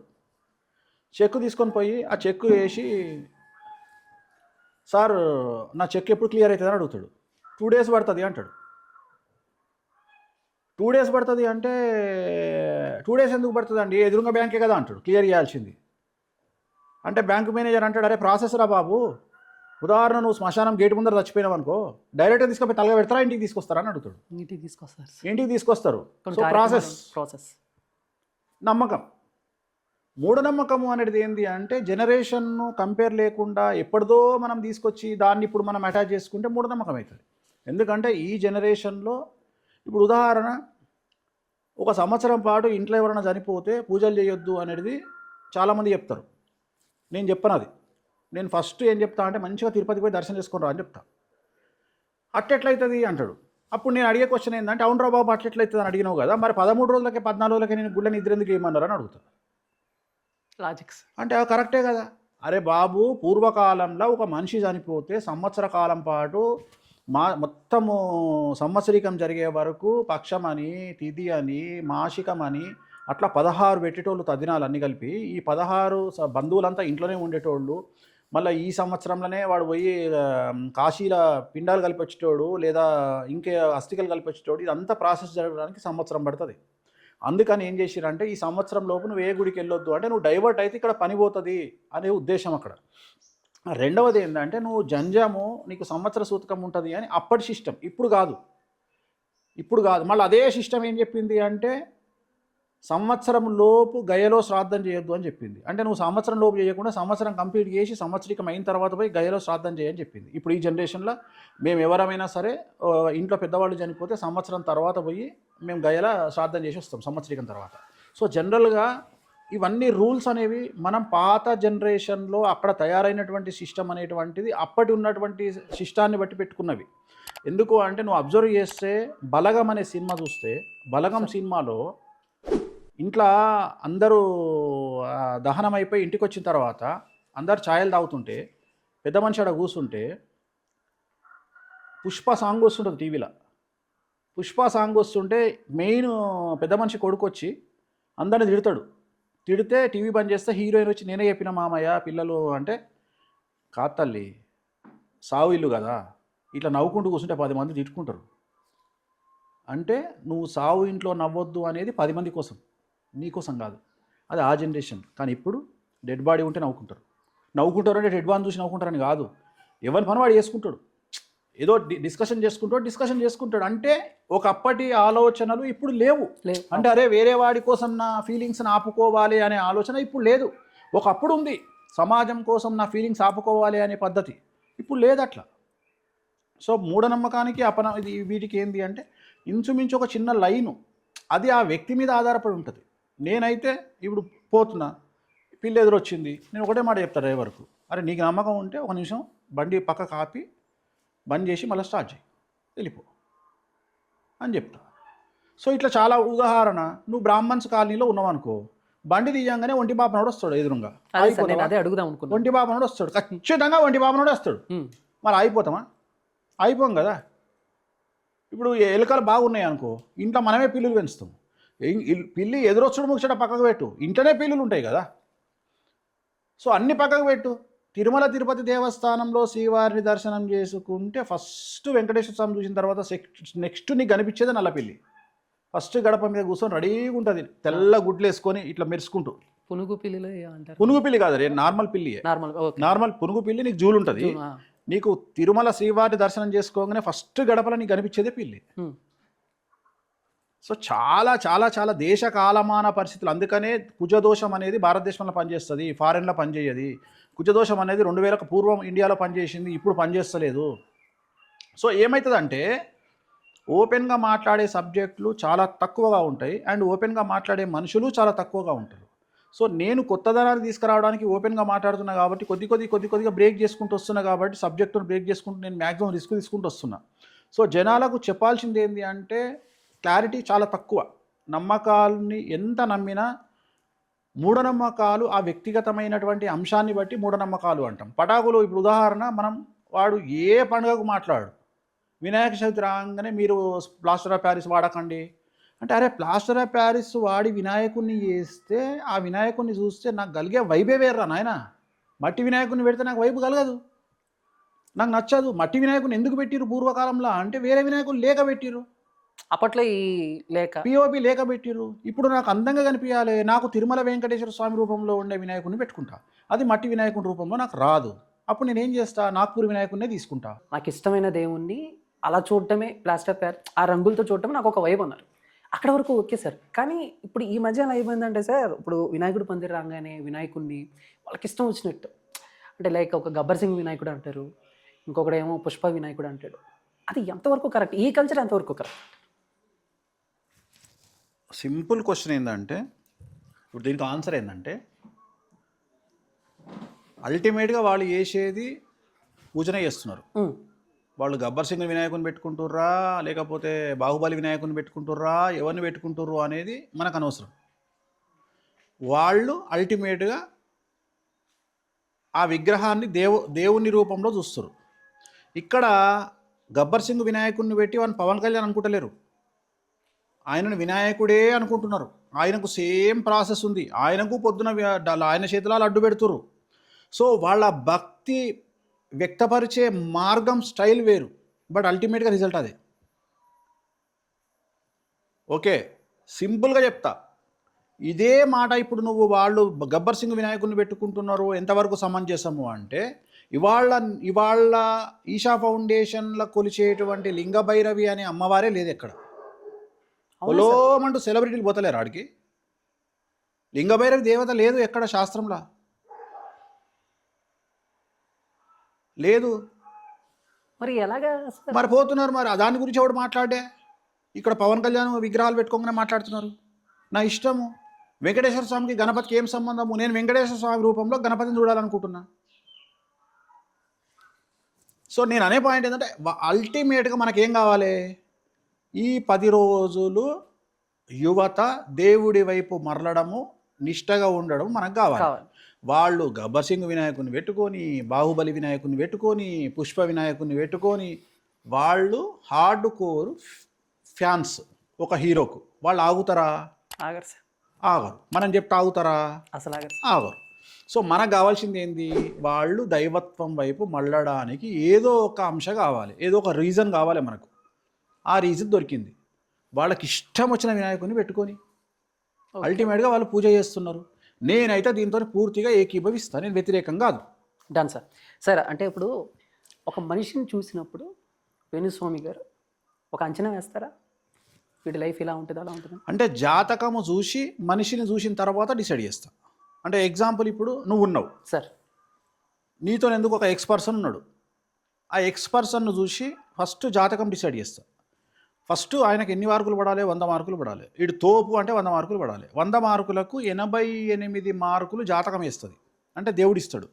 12 మార్కులు నీ చేతిలో ఉంటాయి. దాన్నే స్వయంకృతము అంటారు. సో నీకు భగవంతుడు ఇచ్చిన దాన్ని నువ్వు ఎట్లా వాడుకుంటున్నావు అనేది ఇక్కడ ఆన్సర్. సో ఆ 12% నువ్వేం చేస్తున్నావు అనేది నా క్వశ్చన్. 88% దేవుడు డిసైడ్ చేసిండు. నువ్వు తోపు కావాలి, తురుము కావాలి అన్నీ చెప్పేసిండు. కానీ నువ్వు ఏమవుతావు అనేది నువ్వు కూడా నీకు క్లారిటీ ఉండాలి. దాన్నే 12% అంటున్నా నేను, స్వయంకృతం అంటున్నా. ఇప్పుడు భగవంతుడు నీకు జీ వ్యాగన్ కారు ఇవ్వగలిగిన శక్తి భగవంతునికి ఉంది. భగవంతుడు నీకు జీ వ్యాగన్ కారు ఇచ్చిండు. హైదరాబాద్లో జీ వ్యాగన్ 140 కంటే ఎక్కువ పోదు అని తెలుసుకోగలిగిన తెలివి నీకు ఉండాలి.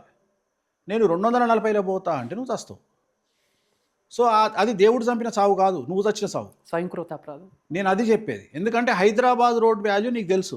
హైదరాబాద్ రోడ్ వాల్యూ తెలిసి కూడా నువ్వు 240 మీద పోయినవు అంటే నువ్వు ఖచ్చితంగా స్వయంకృతంతోనే చచ్చినావు, నువ్వు దేవుడు చంపలే నిన్ను. సో నేను చెప్పే లాజిక్ అది. సో ఆ చనిపోవడం కూడా జాతకంలో రాసి ఉంటుంది. అంటే నీ మూర్ఖత్వం చేత నువ్వు చనిపోబడతావు అని ఆన్సర్ అక్కడ.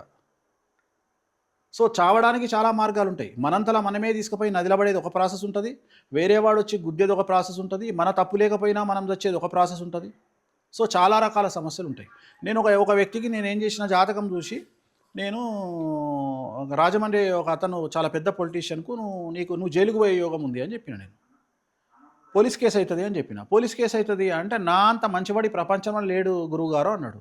అరే బాబు, నువ్వు మంచోనివా కాదా నాకెందుకు రా అయ్యా, జాతకం డిసైడ్ చేస్తుంది. నీతో నాకేం పని ఉంది? నువ్వు మంచోనివా షెడ్డోనివా నాకు అనవసరం కదా.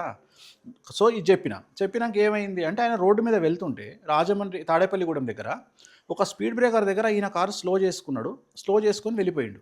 వెనకాల నుండి వచ్చినటువంటి ఒక అబ్బాయి ఆ స్పీడ్ బ్రేకర్ దగ్గర బ్రేక్ కొట్టి తనంతట తానే కింద పడి చనిపోయాడు. ఈ కారుకు బండికి సంబంధం లేదు, గుద్దలేదు, చనిపోయాడు. ఈయన ఇంటికి పోయిన తర్వాత నైట్ పోలీసు వాళ్ళు వచ్చారు ఇంటికి. ఎందుకంటే అక్కడ ఎక్కడో దగ్గరలో ఉన్న కార్ నెంబర్ ఫోన్ చేసి పలానా కారు గుద్దుకుందని చెప్పారు. తీరా మొత్తం చెక్ చేసి అన్ని ఎంక్వైరీ చేస్తే తీరా అతని మీద పోలీస్ కేసు అయింది. 2 రోజులు జైలుకు పోయిండు. అంత అయినాక బయటకు వచ్చిన తర్వాత తీరా చూస్తే అసలు అక్కడ యాక్సిడెంటే కాలే. అదేంటి సార్? యాక్సిడెంట్ కాలే అంటే వాడు వెనకాల కారు వాడు వెళ్ళిపోతున్నాడు. వీడు వెనకాల నుండి వెళ్ళి ఆ స్పీడ్ బ్రేకర్ దగ్గర వీడే పడ్డాడు. ఓకే ఓకే బ్రేక్ కొట్టి పడి చచ్చిపోయిండు. కార్ను గుద్దలేదు, వీడు దేన్ని గుద్దుకోలేదు, జస్ట్ సంబంధమే స్పీడ్ లేదు. బ్రేకర్ దగ్గర స్పీడ్ బ్రేకర్ బ్రేక్ కొట్టుకొని పడిపోయిండు అంతే. జాతకం రైట్. అప్పుడు ఒక నమ్మాలి. ఒక ఒక ఒక ఒక ఒక సేటు లండన్లో ఉంటాడు. ఒక అంటే వైశ్యులు వాళ్ళు లండన్లో ఉంటారు. జాతకం చూసి జైలుకు పోయే యోగం ఉంది అని చెప్పిన నేను. అంటే లండన్లో నాకు తెలిసి మేము తప్పులే చేయమండి, పేపర్ విషయంలో మేము పర్ఫెక్ట్గా ఉంటాం, అన్ని విషయాలు పర్ఫెక్ట్గా ఉంటాం, మేము ఎట్లా పోతాం అన్నాడు. అరే బాబు, నీ జాతకంలో కారాగార దోషం ఉంది, నువ్వు జైలుకు పోతావురా. ఈ ఈ ఈ జనరేషన్లో జైలుకు పోవాలి అంటే తప్పు చేయాల్సిన పని లేదు, జాతకంలో నీకు దోషం ఉంటే చాలు నువ్వు జైలుకు పోతావు అని చెప్పిన నేను. నమ్మలేదు వాడు. సడన్గా ఒకరోజు వాళ్ళ ఆవిడ ఫోన్ చేసింది, గురువుగారు మా ఆయన జైల్లో ఉన్నాడు. అదేందమ్మా ఏమైంది అంటే, ఏం లేదు, తను లండన్లో ఫుట్పాత్ మీద నడుచుకుంటూ వెళ్తుంటే నైట్ 10 o'clock అట్లా ఒక అమ్మాయి రోడ్డు మీద నడుచుకుంటూ వస్తూ పడబోతూ, అంటే స్లిప్ తాగి ఉంది, పడబోతూ స్లిప్ అవుతూ ఇతను భుజం మీద చేసి సపోర్ట్ తీసుకొని నిలబడ్డది. కట్ చేస్తే 2 hours తర్వాత పోలీసులు వచ్చి వేసుకొని పోయారు ఆయన. ఏం చెప్పిందంటే నన్ను ఫిజికల్గా అరెస్ట్ చేసిండని చెప్పింది ఆ పిల్ల. అబ్బా. ఆ అమ్మాయి తాగి ఉంది, 60 రోజులు జైల్లో పెట్టారు. యాక్చువల్గా అయితే ఈ కేసుకు వాడు రిలీజ్ కావద్దు లండన్లో. అదృష్టం ఏంటంటే అక్కడ పక్కన సెక్యూరిటీ ఉండి వాడిని వచ్చి సాక్ష్యం అడిగినా వాడు చెప్పలేదు, అమ్మాయికి సపోర్ట్ చేసిండు వాడు. 60 రోజుల తర్వాత ఆ అమ్మాయి అంతలా అమ్మాయి వచ్చింది. సరే మనం ఒక పూజ ఉంటే కారాగార దోషం పూజ చేసినాం అంటే ఇది పూజ వల్ల అయిందని నేను చెప్తలేను, బట్ పూజ చేసినాం, వాళ్ళ ఆవిడ పూజ చేయించుకుంది, అయిపోయింది. ఆ అమ్మాయి అంతలా అమ్మాయి వచ్చి ఏదో గిల్టీ ఫీల్ అవుతున్నా అని కోర్టులో సబ్మిట్ చేసింది. ఇక్కడ గిల్టీ ఉంటుందంట, అక్కడ గిల్టీ ఫీల్ అవుతున్నా అంటే నేను కావాలని చెప్పిన అబద్ధం చెప్పిన, సో ఇది నిజం కాదు అని చెప్పుకుంది అమ్మాయి, వాడిని వదిలిపెట్టారు. ఓకే సార్, అంటే లైవ్ ఎక్స్పీరియన్సెస్ కొన్ని ఉన్నాయి సార్ వేణుగారు. లైక్ అంటే ఇప్పుడు మీరు అన్నారు ఒక అమ్మాయి ఒక అబ్బాయి జాతకం కలవకపోతే అసలు పెళ్ళే చేయకూడదు అని అన్నారు. కానీ నేను చూసిన కొన్ని ఏంటంటే ఇద్దరు ప్రేమించుకున్నప్పుడు సో జాతకం కలవట్లేదంట, ఏయో అంటే నాకు తెలిసిన అంశాలు, ఏదో అరటి చెట్టుకి నువ్వు తాళి కట్టాలి, లేకపోతే కుండబద్దలు కొట్టాలి, ఏదో కొన్ని చెప్పారు సార్. అది ఎంతవరకు అంటే ఒక మనిషి విధి నుంచి తప్పించుకోవడానికి, అంటే వేరే ఏమన్నా పర్టికులర్గా పూజలు కానీ లేకపోతే దాన్ని శాంతి చేయడానికి కరెక్ట్ అయినా లెవెల్ను బట్టి ఉంటాయి. ఇప్పుడు లెవెల్ను బట్టి ఉంటాయి. ఇప్పుడు ఉదాహరణ ఏలినాటి శని అని ఒకటి ఉంటుంది, నీకు ఐడియా ఉంటుంది. అవును సార్. దాన్నే 7.5 అంటాం, అంటే 7.5 సంవత్సరాల పాటు ఉండేటువంటి శని ఏలినాటి శని. ఎగ్జాంపుల్ తీసుకుందాము, ఏలినాటి శనిలో పుట్టిన ఒక అటెండర్ని తీసుకుందాము, ఒక స్కూల్ టీచర్ని తీసుకుందాము, ఒక క్లర్క్ని తీసుకుందాము, ఒక సూపరింటెండెంట్ని తీసుకుందాము, ఒక బిజినెస్ మ్యాన్ తీసుకుందాము, ఒక ఐఏఎస్ని తీసుకుందాము, ఒక పొలిటీషియన్ తీసుకుందాము. ఇప్పుడు మామూలు అటెండర్ను తీసుకుంటే ఏలినాటి శనిలో వానికి వచ్చే ప్రాబ్లం ఏమీ లేదు. మహా అంటే వాళ్ళ బాసు రోజు బండబుతూ తిడతాడు, ఇంతకంటే వాళ్ళ లైఫ్లో చేంజ్ లేదు. రైట్. ఒక టీచర్ను తీసుకుందాం, టీచర్కు మహా అంటే డిఓ ఒక మెమో ఇష్యూ చేస్తాడు, ఇంతకంటే పెద్ద చేంజ్ ఉండదు ఆ టీచర్ లైఫ్లో ఏలినాటి శనిలో. రైట్. క్లర్క్ దగ్గరకు వచ్చినాం అనుకో, ఏసీబీ రైడ్లో దొరుకుతాడు, సస్పెండ్ కావచ్చు, జైలు పోవచ్చు. రైట్. ఐఏఎస్ ఉన్నాడు, సిబిఐ కేసులు ఇరుకుతాడు. రైట్. కాంట్రాక్టర్ ఉన్నాడు, ఈడీ కేసులో ఇరుకుతాడు. పొలిటీషియన్ ఉన్నాడు, ఓడిపోతాడు. అంటే నీ స్థాయిని బట్టి నీకు జరిగే డ్యామేజ్ ఉంటుంది.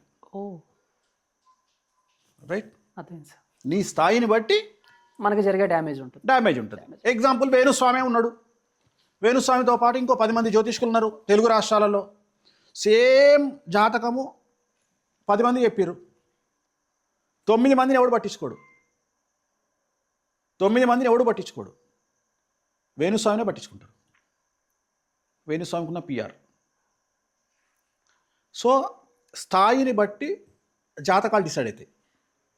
అందరికీ ఒకటే ఉండదు, ఏలినాటి శని అనగానే అందరికీ ఒకటే రకంగా ఉండదు. అట్లనే ఎగ్జాంపుల్ చెప్తా, ఇప్పుడు నేను చెప్పినటువంటి వాళ్ళ లిస్టును యాస్టీస్గా తీసుకొని అటెండర్ దగ్గర నుండి సీఎం దాకా వీళ్ళందరికీ అపెండిసైటిస్ ఆపరేషన్ వచ్చిందనుకో కడుపుకు, అటెండర్కు 15,000 ప్రాబ్లం సాల్వ్ అవుతుంది గవర్నమెంట్ జిహెచ్ఎస్ హాస్పిటల్, గవర్నమెంట్ హాస్పిటల్లో. టీచర్కు 50,000 అవుతుంది, ఐఏఎస్కి వచ్చేటప్పటికి 5 లక్షలు అవుతుంది. ఇదే అపెండిసైటిస్ ఆపరేషన్ సీఎంకి అయితే 5 కోట్లు అవుతుంది. అవునా కాదా? కరెక్టే సార్. సో నువ్వు ఏం రెమెడీ చేసుకుంటున్నావు అనేది కూడా ముఖ్యం ఇక్కడ. ఇక్కడ జపాల దగ్గర నుండి స్టార్ట్ చేస్తే ఒక జపము ఏం ఖర్చు లేనటువంటి పూజలు ప్రపంచంలో జపాలు ఏం లేదు, జస్ట్ వాటర్ ఉంటుంది, ఇట్లా పోస్తాము, జపం చేస్తాము, జపమాల పట్టుకుంటాం, ఖర్చు ఉండదు దాంట్లో. అట్లనే ఆంజనేయ స్వామికి సింధూరం, నవగ్రహాలకు అభిషేకం, ఇట్లా ఒక్కొక్క స్థాయి నుండి ఒక్కొక్క స్థాయి నుండి వెళ్తుంటుంది. సో నువ్వు నీ జాతకంలో ఉన్నదాన్ని నువ్వు 100% మార్చుకోగలుగుతావు. ఇక్కడ 2 విషయాలు, నీకు సరి అయిన జ్యోతిష్కుడు దొరకాలి, నీకు సరి అయినటువంటి రిజల్ట్ ఉండాలి, చేసుకోగలిగినటువంటి ఇంటెన్షన్ నీకు ఉండాలి. తెలంగాణ ప్రాంతానికి సంబంధించినటువంటి ఒక ప్రముఖ పొలిటీషియన్ ఇంటికి నేను వెళ్తే మీ ఇంట్లో కొడుకు చనిపోతాడు అని చెప్తే నీ అసంటి వాళ్ళని మస్తమంది చూసిన పో అన్నాడు, ముఖం పట్టుకొని అన్నాడు. నీలాంటి వాళ్ళని మస్తమంది చూసిన పో అన్నాడు. కరెక్ట్గా 6 నెలల 10 రోజుల కొడుకు చచ్చిపోయాడు. నాకేం ఫరక్ పడదు కదా సార్. అంటే ఇప్పుడు నన్ను విమర్శించే వాళ్ళు చాలామంది విమర్శిస్తారు. అవును సార్. సో నా లైఫ్లో 3 రకాలు ఉంటారు. ఒకటి బ్లైండ్గా నన్ను నమ్మేవాళ్ళు, ఒకటి బ్లైండ్గా నన్ను వ్యతిరేకించేవాళ్ళు, ఎట్ ది సేమ్ టైము తటస్థులు.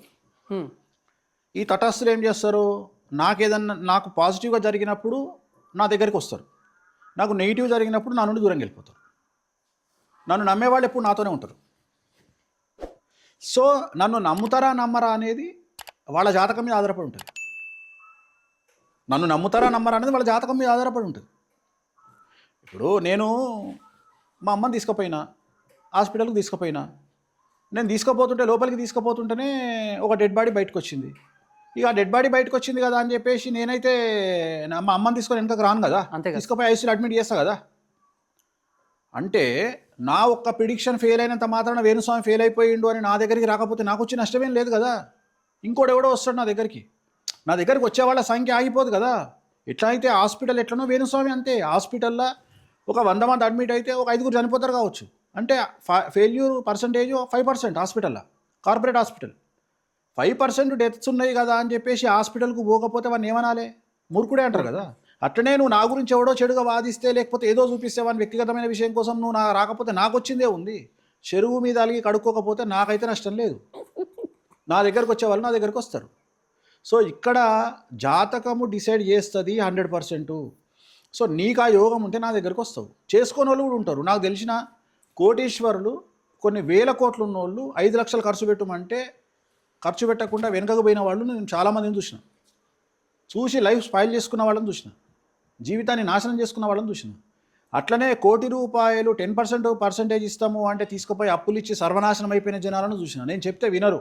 నేను ఫస్ట్ చెప్పేది కలియుగంలో ఒకటే, మీకు శత్రువులు కావాలన్నా ఎవరికైనా అప్పియండి, మీకు శత్రువులు కావాలన్నా ఎవరికైనా సహాయం చేయండి, మీకు శత్రువులు కావాలన్నా ఎవరికైనా మంచి మాటలు చెప్పండి.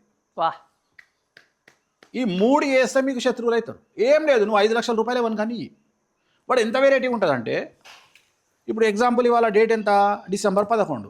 ఇవాళ మన దగ్గరికి వాడు ఫోన్ చేస్తాడు, అన్న ఒక 5 లక్షలు కావాలని అంటాడు. అంటే అరే నా దగ్గర లేవు కదా అంటే, నాకు డిసెంబర్ 15 తారీఖు నాడు వచ్చేస్తాయి అన్న అంటాడు. ఇవాళ డిసెంబర్ 11, 15 అంటే 4 రోజుల్లో మనకు పైసలు వస్తాయి. నేనేం చేస్తా తెలుసా తెలివిగా, అరే డిసెంబర్ 15కి నాకు 16 తారీఖు నాడు వస్తుంది 70 పైసలు అని నేను అంటాను.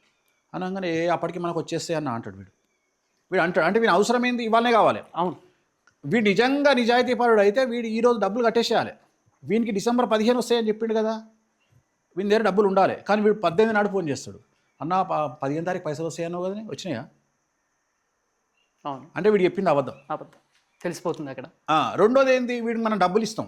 డబ్బులు ఇచ్చిన తర్వాత వీడు ఏం చేస్తాడు, మనకు ఒక టైం పెడతాడు. మనం ఆ డబ్బులు అడగంగానే 10 మందికి మన గురించి అడిగి చెప్తాడు. వీడు అన్ని లంగ పనులు చేసి సంపాదిస్తున్నాడు, దొంగ పనులు చేసి సంపాదిస్తున్నాడు. అంటే ఎప్పుడైతే మనం డబ్బులు రిటర్న్ అడిగినామో అప్పటి నుండి మనకు ఆ శత్రువు. మంచి పని చేస్తే కూడా అంతే. ఎవరినైనా నువ్వు హాస్పిటల్కి పోయేటప్పుడు ఎంబడి తీసుకొని పోయినాం అనుకో, వాడిగా మనకు జీవితం సర్వస్వం రాసిచ్చినట్టు బిల్డప్ ఇస్తాడు. రేపు ఏదైనా గొడవ నీకు వానికి అయిందనుకో, ఆ రోజు నువ్వు హాస్పిటల్కి పోతే నీకు రాలే అంటాడు వీడు. అంటే మనం చేసే హెల్ప్, వాడి చేసే హెల్ప్ 2 ఈక్వల్ చేసుకుంటాడు. సో అందుకని ఎవరిని హెల్ప్ అడగొద్దు, ఎవరికి అప్పులు ఇవ్వద్దు, చిట్టీలు వేయొద్దు, మంచి చేయొద్దు. ఇది కలియుగంలో నోరు మూసుకొని కూర్చోవాలి. సరే, ఇలాంటి ఎక్స్పీరియన్స్ ఎప్పుడు సార్ మీరు రిలీజ్ అయ్యారా? చిన్నప్పటి నుంచి కుప్పలు కుప్పలు డబ్బులు ఇచ్చి కుక్కతో రాని రోజులు. కానీ ఆ. నేను నేర్చుకున్న సిద్ధాంతం ఏంటంటే, సపోజ్ సాధ్యమైనంత వరకు నేను ఒకడికి ఒకడు 5 లక్షలు అడిగిండు అనుకో, 50,000 చేతిలో పెట్టి మామ అనిపిస్తా. ఇంకా అయిపోయింది నువ్వులు వదిలేస్తా. ఉమ్, వాడు ఇచ్చిన ఇవ్వకుండా లేవనుకుంటా. అంతే సార్. ఒకవేళ నా దరిద్రము నా జాతకం బాగాలేక ఎవరికన్నా 5 లక్షలు ఇచ్చిందనుకో, ఇచ్చినాక వాడు తెలివిగా ఏం చేస్తాడు తెలుసా, 5 లక్షలు తీసుకున్నాక అన్న ఇంకో 5 ఇచ్చేసి అన్న 10 అవుతాయి కదా నీకు నెక్స్ట్ మంత్ ఇస్తా అంటాడు. అంటే మన ట్రాప్లోకి దించుతాడు. నేనేం చేస్తా తెలుసా, ఈ 5 లక్షలు కూడా నువ్వులు వదిలేస్తా. అంటే 5 లక్షలతో వదిలేసుకుంటా, అక్కడితో స్టాప్. అంతేగాని ఈ 5 లక్షల కోసం మనతో పాకులాడా మళ్ళీ జీవితంలో వాడి ఫోన్ ఎత్తా. ఈ 5 లక్షలు పోతే పోయినాయి. ఈ 5 లక్షలతోని వీటితోని దుష్టో దూరవర్ చేయతని వాడితో దూరంగా ఉంటా. ఇక వాని జోలికి పోనిగా నేను. వాడి అస్సలు అడుగు కూడా పెట్టని వాడిని. ఇక వాడు ఎంత ఎంటర్టైన్ చేసినా వాడిని జీవితంలో దగ్గరికి రానియ, నమస్తే పెట్టి వదిలేస్తా. అలా ఎన్ని లక్షలు పోగొట్టుకుని ఉంటారు సార్ వేణుస్వామి? చాలా ఇవన్నీ ఎక్స్పీరియన్స్ చేసి అంటే అదే స్వయంకృతాపరాధం. సో ఏమవుతుంది వాడు చెప్పినప్పుడు అంటే ఎక్స్పీరియన్స్. మనము చాలా పెద్ద డబ్బును సంపాదించిన వాళ్ళని చూసి మనము వీళ్ళింత ఆరగంటకి ఎందుకు తయారైనరు, వీళ్ళింత పిసినారి ఎందుకు తయారైనరు అంటే మనుషులు వాళ్ళని తయారయ్యేటట్టు చేస్తారు. దొంగనా కొడుకులందరూ వాళ్ళని అట్లా తయారు చేస్తారు. అంటే మంచి అనేది కలియుగంలో లేదు. మన దగ్గరికి ఒకడు వచ్చిండు అంటే ఏదో ఒక స్వార్థంతో వస్తాడు. మనం మనతో మాట్లాడుతున్నాము అంటే ఏదో ఒక స్వార్థంతో వస్తాడు. ఇప్పుడు మనం ఒక సర్పంచ్నో ఎమ్మెల్యేతోనో మనం మాట్లాడుతున్నామంటే వాడు ఏదో పని చేస్తాడని మాట్లాడుతాం. అట్లా ప్రతి ఒక్కరితో ఇచ్చిపుచ్చుకోవడం పిట్ ప్రోక్కో అనేది నార్మల్ అయిపోయింది. సో ఆ సందర్భంలో మనం సమాజంలో మంచిని ఎత్తుకొని మనం మంచిని ఎత్తుకుదామనే ఆలోచన చేస్తే మనంత మూర్ఖులు ఇంకొకరు ఉండరు. సార్ అంటే వేణుస్వామి గారు అనగానే ఒక చాలా వార్తల్లో సోషల్ మీడియాలో ఎప్పటికప్పుడు మీ చుట్టూ చాలా తలనొప్పులు ఉంటాయి. పొద్దున్న లెగిస్తే చాలామందిని కలుస్తూ ఉంటారు, జాతకాలు చెప్తుంటారు. ఇదంతా ప్రొఫెషనల్ సార్. సార్ పర్సనల్ లైఫ్కి వచ్చేసరికి సో మీ వైఫ్ ఎవరైతే ఉన్నారో ఆవిడ, సో శ్రీవణి గారు, ఆవిడ సపోర్ట్ ఎలా ఉంటుంది? అంటే ఇప్పుడు మీరు కొంతమంది గురించి చెప్తూ ఉంటారు, చాలా కళాఖండిగా ముక్కుసూటిగా చెప్పేస్తూ ఉంటారు. చెప్పిన తర్వాత కొన్ని ఫేస్ చేస్తూ ఉంటారు. అలాంటి టైంలో ఆవిడ సపోర్ట్ ఎలా ఉంటుంది? ఎందుకు మన పని మనం చేసుకోవచ్చు కదా, ఇలా ఉంటుందా? లేకపోతే మీకు తను చాలా అగ్రెసివ్, నేను కంట్రోల్ చేసుకున్నా. అంటే ఈ మధ్యకాలంలో నేను ఫీల్ అయింది ఏంటంటే, అంటే లాస్ట్ 1 year ఫీల్ అయింది ఏంటంటే, వాస్తవంగా చెప్పాలంటే నేను జాతకం చెప్పి జ్యోతిష్యం చెప్పి వీళ్ళిద్దరు భార్యాభర్తలు విడిపోతారనో లేకుంటే ఆ వ్యక్తి గురించి మాట్లాడడం అనేది ఇప్పుడు తెలుగు రాష్ట్రాల్లో జరుగుతున్న దాని ముందర తీసుకుంటే అసలు తుమ్రి అది. అంటే ఏమంటారు, సన్నీ లియోను పక్కన పెట్టుకొని సౌందర్య గురించి మాట్లాడినట్టే, అంటే నెగిటివ్ మాట్లాడినట్టే. అంటే తెలుగు రాష్ట్రాలలో ప్రస్తుతం ఉన్నటువంటి వ్యవహారం చూసుకుంటే, జనాలు బట్టలిప్పే విధానాన్ని చూస్తుంటే, నేను జాతకము చెప్పడము అనేటువంటిది ఆ ఒక్క అంశాన్ని తీసుకొని లేదా విడిపోతారని చెప్పిన దాన్ని తీసుకొని ప్రాపగండా చేయడము అంటే వాళ్ళు చేస్తున్న పెంట కంటే నాది పెంట కాదు. కానీ నేను ఎందుకు వెక్స్ అయిపోయినా అంటే, అసలు అవసరమా అంటే ఏమున్నది దీంట్లో, చెప్పడం వల్ల లాభం ఏముంది? బ్రో నా దగ్గరికి వాడు వచ్చేది లేదు, నేను చెప్పుకోవడంలో లాభం ఏముంది? సో నేను ఆల్రెడీ ఎక్స్ట్రీమ్ లెవెల్కి వెళ్ళిపోయినా. సో అందుకని ఏం చేస్తున్నా అంటే, ఇక మీదట ఏదైనా చెప్పాలనుకుంటే నక్షత్రం చెప్పి రాశి చెప్పి చెప్తా, పేరు చెప్పకుండా. ఒక పొలిటీషియన్ గురించి మాట్లాడాలి, ఆయన నక్షత్రం చెప్పి మాట్లాడతా, వాళ్ళకి తెలుస్తుంది అది డైరెక్ట్గా, మధ్యలో నోడికి తెలియదు. ఎందుకంటే వాళ్ళ నక్షత్రం ఏందో ఎవరికి తెలియదు కాబట్టి. అట్లనే ఒక హీరో గురించి మాట్లాడినప్పుడు ఆ హీరో గురించి మాట్లాడతా, డైరెక్ట్గా నక్షత్రం గురించి మాట్లాడతా, అంతేగాని చెప్పను. ఇప్పుడు ఈ మధ్యకాలంలో తీసుకుంటే నేను మొన్న ఒక ఇంటర్వ్యూలో నేను చెప్పిన, శుక్రవారం నాడు స్కాచ్ తాగండి చాలా మంచిది అని. నన్ను చాలామంది విమర్శించారు. బాలీవుడ్ ఆస్ట్రాలజర్స్ మీరు ఇన్స్టాగ్రామ్ ఓపెన్ చేసి చూస్తే ఆడవాళ్ళు డైరెక్ట్గా మందు తాగండి శుక్రవారం అని చెప్తారు. అంటే విమర్శించడానికి దారి లేక నన్ను మీరు విమర్శిస్తున్నారు. విమర్శించండి, మీది ఎన్ని రోజులు నడుస్తుంది? ఇప్పుడు మీరు నేర్పిస్తారు, కొత్త పుంతలు తొక్కిస్తారు జనాలకు. ఎట్లా ఒక మనిషిని బట్టలు ఇప్పాలి అని కొత్త పుంతలు తొక్కిపిస్తున్నారు, ఎట్లా ఒక మనిషిని టార్చర్ పెట్టాలి అని చూస్తున్నారు. ఇప్పుడు త్రివిక్రమ్ శ్రీనివాసు తరుణ్తోనే ఒక డైలాగ్ కొట్టిస్తాడు నువ్వే సినిమాలో, నీ కొడుకు 100 కోట్లు సంపాదించిన తర్వాత వాడికి 100 రూపాయలు ఇచ్చి రోడ్డు మీద వదిలిపెడతావా, 101వ స్టెప్ నుండి స్టార్ట్ చేస్తావా అంటాడు. అవును సార్. అట్లనే నువ్వు ఎదుటి వ్యక్తిని టార్చర్ పెడితే, ఎదుటి వ్యక్తిని 90% టార్చర్ పెడితే వాడు 91 నుండి స్టార్ట్ చేస్తాడు నెక్స్ట్ వచ్చి చూడు. అవునా? నీ టైం ఉందని నువ్వు టార్చర్ పెడితే 91 నుండి స్టార్ట్ చేస్తాడు. వేణుస్వామి పట్టించుకోడు. ఇప్పుడు నా వైఫ్ ఏమన్నది, మొన్న లాస్ట్ ఇయర్ జరిగినటువంటి ఇన్సిడెంట్లో తను అగ్రెసివ్ అయిపోయి మీకున్న ఇన్ఫ్లుయెన్స్ ఉపయోగించి ఏదో చేసేయండి అన్నది. అంటే నన్ను బాధ పెట్టేటోళ్ళను ఏదో ఒకటి చేసేయండి అన్నది. నేనేమన్నా అంటే ఇవన్నీ చూసి చూసి చూసి తెల్లగైనాయి, కలరేసినాయి ఇవన్నీ. ఇప్పుడు నేనేదో తొందరపడిపోయి యాక్షన్ తీసుకొని నా లైఫ్ నేను ఎందుకు ఖరాబ్ చేసుకుంటా? 2 నిమిషాల పని నాకు ఏదైనా చేయాలంటే నేను ఎందుకు చేస్తా? పిచ్చుకల మీద బ్రహ్మాస్త్రం అంటే అట్లా కాదు నేను అనేది. నేను సింపుల్ లాజిక్ ఏం చెప్తా అంటే, ఇప్పుడు నువ్వు నేను ఎగ్జాంపుల్ చెప్తా. సార్ ఇప్పుడు నువ్వు తెలుగు స్టేట్లో నువ్వు ఒక ఛానల్లో పనిచేస్తావు. సార్ నువ్వు నన్ను తిట్టినావు. తిట్టంగానే నువ్వు నా గురించి ఏదో ఒక ఆర్టికల్ రాసినావు, వేణుస్వామి లంగా దొంగ లఫంగా అని రాసినావు.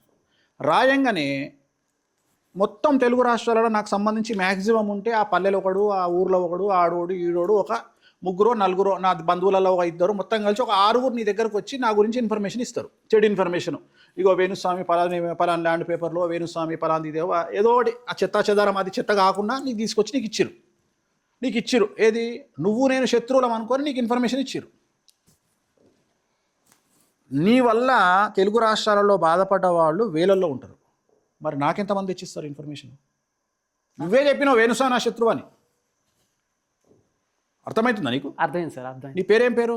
చందు సార్. చందు వేణుస్వామి ఇద్దరు కొట్టుకుంటే చందుకేమో వేలల్లో శత్రువులు ఉన్నారు, చందుకు పర్సనల్గా శత్రువులు ఉన్నారు, చందు ఛానల్ ఓనర్కు శత్రువులు ఉన్నారు, ఇంకా చందు సంబంధించిన వాళ్ళందరూ శత్రువులు ఉన్నారు. వేణుస్వామికి తిప్పి కొడితే 6 లేరు. మహా అంటే నా 6 తెచ్చి నీకు ఇన్ఫర్మేషన్ ఇస్తారు. మహా అంటే నాకు తెలిసి ఒక 10 GB ఉంటుంది. కానీ నీకు సంబంధించిన డేటా నా దగ్గర 1000 TB ఉంది. 1000 TB. జీబీ కూడా కాదు, టీబీ. నా పెళ్ళ ఏమంటుంది అంటే ఈ టీబీని తీసుకుపోయి బయట పెట్టు అంటది. నాకెందుకు ఆ పెంట అంట. అంటే మీరు అటాక్ చేయండి అంటది. నేనేమంటా అంటే నేను అటాక్ చెయ్యను. ఎందుకంటే బేసిక్గా నేను ఆస్ట్రాలజర్, బేసిక్గా నేను వామపాదంలో వెళ్తా, అంటే వామాచారంలో వెళ్తా, బేసిక్గా నేను తంత్రమార్గంలోకి వెళ్తా. జనరల్గా తంత్రమార్గంలో వెళ్ళే వాళ్ళ జోలికి, పూజలు చేసే వాళ్ళ జోలికి ఎవరు రారు, తెలిసిన వాళ్ళు ఎవరు రారు. ఎందుకంటే వెరీ డేంజరస్. మమ్మల్ని కాపాడుకోవాల్సినటువంటి బాధ్యత మా అమ్మవార్ల మీద ఉంటుంది. సో అందుకని నేనేమన్నా అంటే నేను ఎవరిని ఏమి చెయ్యను, అందరికీ చేసినట్టే నాకు నేను పూజలు చేసుకుంటా. రెండవది, మనకు శత్రువు మీద ఉన్న కోపం అమ్మవార్లకు ఉండదు. మనకి ఎట్లుంటుంది తెలుసా? మనల్ని ఎవడనేమన్నా చెయ్యంగానే వీడు సావాలి ఎందుకు తెస్తాడు? వీడికి ఏదో జరగాలి, ఎందుకు జరుగుతుంది? వాడి జాతకంలో గ్రహాల వీక్నెస్ వచ్చినప్పుడు, గ్రహాల కమాండింగ్ వచ్చినప్పుడు సంవత్సరానికో 12 నెలలకో 15 నెలలకో సంవత్సరానికో 2 ఏళ్ళకో 3 ఏళ్ళకో నష్టం జరుగుతుంది. సో అప్పటిదాకా వెయిట్ చేయగలిగిన శక్తి నీకు ఉండాలి. నేను నా భార్యకు అదే చెప్పిన. ఇప్పుడు ఇవాళ జరిగిన దానికి నువ్వు టెంప్ట్ కాకు. It will take time. నేనేమంటా అంటే ఎగ్జాంపుల్ చెప్తా, మంచి ఎగ్జాంపుల్. నేను నా దగ్గరకు ఒక జాతకానికి వచ్చి నీకు మగ సంతానం లేదు అనగానే వానికి పిల్లగాడు పుడతాడు డెలివరీలో. పుట్టంగానే వాడు నాకు ఫోన్ చేస్తాడు, ఇక స్వామి కొడుకు పుట్టిండు అంటే ఎట్లా చెప్తా అంటే, అరే నువ్వు వేస్ట్ నా కొడుకురా, బొక్క నీకు జ్యోతిష్యం రాదు ఏం రాదురా, నాకు కొడుకు పుట్టింటరా అంటాడు. సంతోషం నాయన, మంచిగా కాపాడుకో, మంచిగా చూసుకో కొడుకును, సంతోషం అని చెప్పి నేను ఫోన్ పెట్టేస్తా. కరెక్ట్గా 2 ఏళ్ళ తర్వాత వస్తాడు, స్వామి ఆటిజం స్వామి, చాప్టర్ క్లోజ్. వాడు పుట్టకున్నా నీకు దరిద్రం ఉండకపోవు. ఎందుకంటే ఆటిజంతో నువ్వు పుడితే ఆ నరకం ఏందో నేను చూస్తా. జనాలు ఇప్పుడు నా దగ్గరకు వచ్చే క్లయింట్లు అంటే ఎప్పుడే కానీ దేవుడు ఒకరిని కొట్టేటప్పుడు కింద కొట్టాడు, ఫస్ట్ ఫ్లోర్లో కొట్టాడు. ఎందుకు తెలుసా? ఫస్ట్ ఫ్లోర్ నుండి పడ్డానికి కాలో చెయ్యో ఇరిగి బతుకుతాడు. ఫస్ట్ 10వ ఫ్లోర్ ఎక్కిస్తాడు, కుప్పకూలిపోటానికి అక్కడి నుండి కొడతాడు. ఇవన్నీ చూసి ఏమైపోయింది అంటే, నీకు సూపర్ స్టార్ కనిపిస్తాడు, నాకు డిజైల్కు లేనటువంటి హీరో కనిపిస్తాడు, నీకు చుట్టూ 15 మంది ఉన్న గన్మెన్లు ఉన్నటువంటి పొలిటీషియన్ కనిపిస్తాడు, నాకు ఇంట్లో ఏం లేకుండా టీవీ చూస్తున్నటువంటి పొలిటీషియన్ కనిపిస్తాడు, నీకు విపరీతమైన క్రష్ ఉన్నటువంటి హీరోయిన్ కనిపిస్తుంది, నాకు సర్వం కోల్పోయి సొంత తల్లి వల్ల అన్నదమ్ముల వల్ల నాశనమైనటువంటి హీరోయిన్ కనిపిస్తుంది. సో నీకు కనిపించే విధానం నాకు కనిపించే విధానం చాలా తేడా ఉంది. రోల్స్ రాయల్స్లో కనిపించే బిజినెస్ మ్యాన్ నీకు కనిపిస్తాడు, ఈడీ అటాక్లో సర్వం కోల్పోయి ఆ ప్రాపర్టీలు అటాచ్ చేసినటువంటి బిజినెస్ మ్యాన్ నాకు కనిపిస్తాడు. ఎంత తేడా ఉంది చూడు ఇద్దరికి చూసే విధానంలో. సో లోకల్ జాతకం చెప్పేవాడు ఏం చెప్తాడు, వాడిని చూడంగానే నువ్వు తోపు తురుము, నీకంటే తురుము లేడు అనుకుంటాడు. నేను అట్లా చెప్పా, నీ బిస్కెట్ బంద్, నువ్వు అయిపోయింది, నువ్వు డీజిల్ కూడా పైసలు లేవు పో అని చెప్తా నేను. ఇవన్నీ నేను చూసే ఉన్నా. సో అందుకని నాకంటే నా వైఫ్ చాలా అగ్రెసివ్, తను చాలా అగ్రెసివ్. తన సహాయం లేకపోతే, తను ఇవాళ నన్ను ఎంకరేజ్ చేయకపోతే, తన సపోర్ట్ నాకు లేకపోతే నేను లేను. ఇప్పుడు ఒక కష్టం వచ్చినప్పుడు నేను కోరుకునేది ఏంటి అంటే భార్య భర్తకు తోడుగా ఉండాలి. తను నాకు కష్టాలలో ఫస్ట్ తనే ఉంటుంది, కష్టాలలో తనే ఉంటుంది. కానీ ఈ క్రెడిట్ అంతా నన్ను విమర్శించిన వాళ్ళందరికీ ఇస్తాను. నేను నా గురించి నెగిటివ్ పెట్టిన వాళ్ళందరికీ విమర్శిస్తాను. ఎందుకంటే చిన్నప్పటి నుండి నాకు కోరిక, ఒక న్యూస్ ఛానల్కి పోకుండా మనం ఏదైనా మన సోషల్ మీడియాలో పెడితే ఒక 10 లక్షలు పోవాలి అనేది నా డ్రీమ్. అంటే నేను ఎందుకంటే ఎక్కడికి పోవాలన్నా డబ్బులు అడుక్కోవాలి. ఈ రోజు వరకు నేను పుట్టినప్పటి నుండి ఈ రోజు వరకు వేణుస్వామిని సంప్రదించండి అని ఏ టీవీ ఛానల్లో కానీ ఎక్కడ కానీ యాడ్ లేదు. నాకు విజిటింగ్ కార్డే లేదు. నేను ఒకటే చెప్తా, ఎవరైనా కొత్త యాంకర్ వచ్చినప్పుడు భయపడుతూ వేణుస్వామి గారు మేము ఏం వేణుస్వామి కాకపోతే ఇందిరాగాంధీ అని చెప్పు. నేనే కదా వేణుస్వామిని. నువ్వు నా పేరు ఇందిరాగాంధీ అని చెప్తే వాడైతే ఇందిరాగాంధీ అనుకోడు కదా. సో నీ ఇష్టం వచ్చింది చెప్పుకో, దట్ ఈజ్ మై కాన్ఫిడెన్స్. నువ్వేమన్నా చేసుకో. సో నాకంటూ ఒక ఐడెంటిటీ ఉంది, అయిపోయింది సార్. అంటే ఇంత ఈ ఐడెంటిటీ రావడానికి మంచి కంటే చెడు కారణం. సో ఎవరైతే నన్ను చెడు ప్రచారం చేసిర్రో ఈ క్రెడిట్ అంతా వాళ్ళకే ఇస్తా. ఎందుకంటే అంబానీ లాంటోడు పబ్లిసిటీ చేసుకోవడానికి 5,000 కోట్లు ఖర్చు పెట్టిండు. రూపాయి లేకుండా నాకు 2 తెలుగు రాష్ట్రాలలో ఇంచుమించు 5 సౌత్ ఇండియన్ స్టేట్స్లో నాకు ప్రచారం వచ్చింది. అంటే దానికి ప్రధానమైన కారణం కొంతమేర తెలుగు మెయిన్ మీడియా, కొంతమేర సోషల్ మీడియా, కొంతమేర కొన్ని యూట్యూబ్ ఛానల్స్. వీళ్ళు నా గురించి నెగిటివ్ పెట్టకపోతే, నా పెళ్ళాం గురించి నెగిటివ్ పెట్టకపోతే ఇవాళ మేము తెలిసేవాళ్ళం కాదు. ఇవాళ తను లాస్ట్ ఇయర్ నెలకు 2 ప్రోగ్రాములు చేసుకునేది ఇవాళ 4 ప్రోగ్రాములు చేసుకుంటుంది. కారణం ఏంది? తనకు వచ్చినటువంటి పబ్లిసిటీ, జనాలు గుర్తుపడుతున్నారు. సో ఆ గుర్తింపుకు కారణం ఏంది? మంచి గురించి చెప్తే ఎవరు లేడు. నేను కూర్చొని రాముడు మంచివాడు అని రోజు పొద్దున్న చెప్పినా నన్ను ఎవడు పట్టించుకోడు. నేను ఒక బూతు రాముని తిడితే నేను స్ప్రెడ్ అవుతా. సో నన్ను వేణుస్వామి మంచోడు కాదనో ఇంకొక రకంగానో ప్రచారం చేసి జనబాహుల్యంలోకి తీసుకెళ్ళినటువంటి వాళ్ళందరూ కూడా నా శ్రేయోభిలాషులే.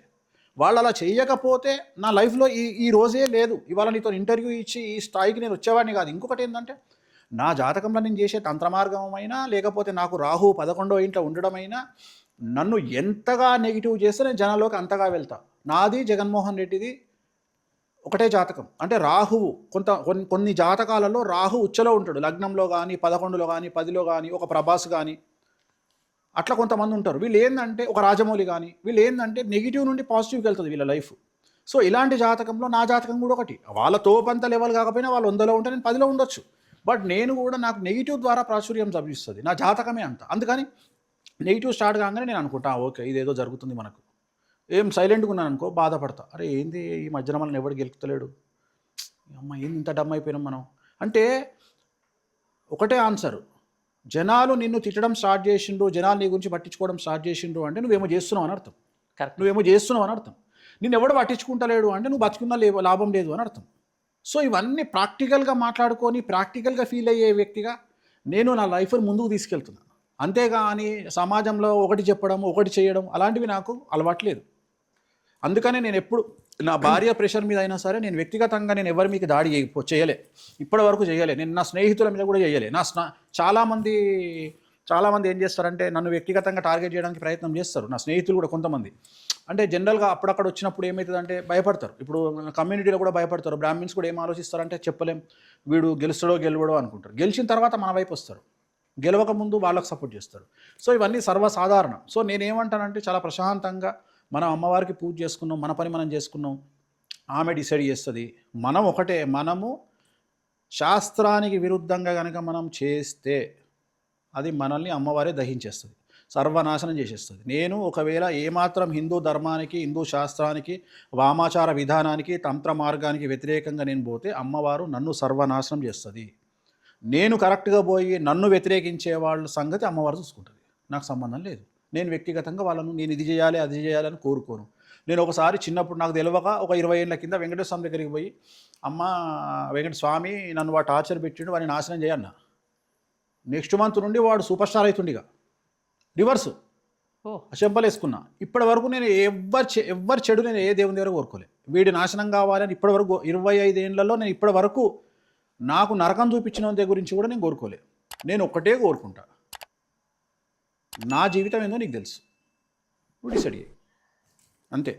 నువ్వే డిసైడ్ చేయి. నేను అందరు బాగుండాలి, నువ్వు డిసైడ్ చేయి. ఎవరికి ఏం రాసి ఉందో నువ్వు ఇస్తావు ఎట్లాగో ఫైనల్గా ఇచ్చేసాయి, వెనక ముందు అంతే తేడా. బట్ ఎవరిని చెడు నేను కోరుకోను.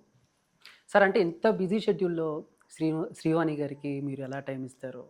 సో ఆవిడ మీకు ఎలాంటి టైం ఇస్తుంది? అంటే ఇప్పటికీ కూడా ఆ లవ్ అనేది ఎలా క్యారీ చేస్తారు సార్? సర్ప్రైజులు కానీ ఎలా క్యారీ చేస్తారు అంటే, నేను ప్రపంచంలో నేను నమ్మేది భార్యాభర్తల బంధం ఒకటే నిజమైన బంధం అని నమ్ముతాను.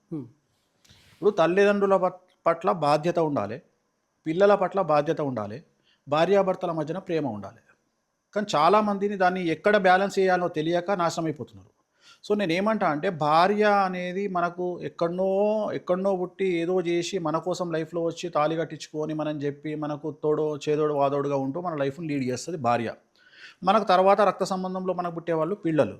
కానీ ఇదంతా మెకానిజల్ లైఫ్ అయిపోయి, లేకుంటే ఫైనాన్షియల్ దాంట్లో ఆర్థిక బంధాలు అయిపోయి, మానవ బంధాలన్నీ ఆర్థిక బంధాలే అని ఒక పెద్ద మనిషి చెప్పినట్టుగా ఇవాళ ఆ పరిస్థితికి వెళ్ళిపోయి ఆల్మోస్ట్ ఆల్ ఒకే ఒక్క బంధంలో కొద్దిగా గొప్ప మిగిలి ఉంది అంటే అది భార్యాభర్తల బంధం.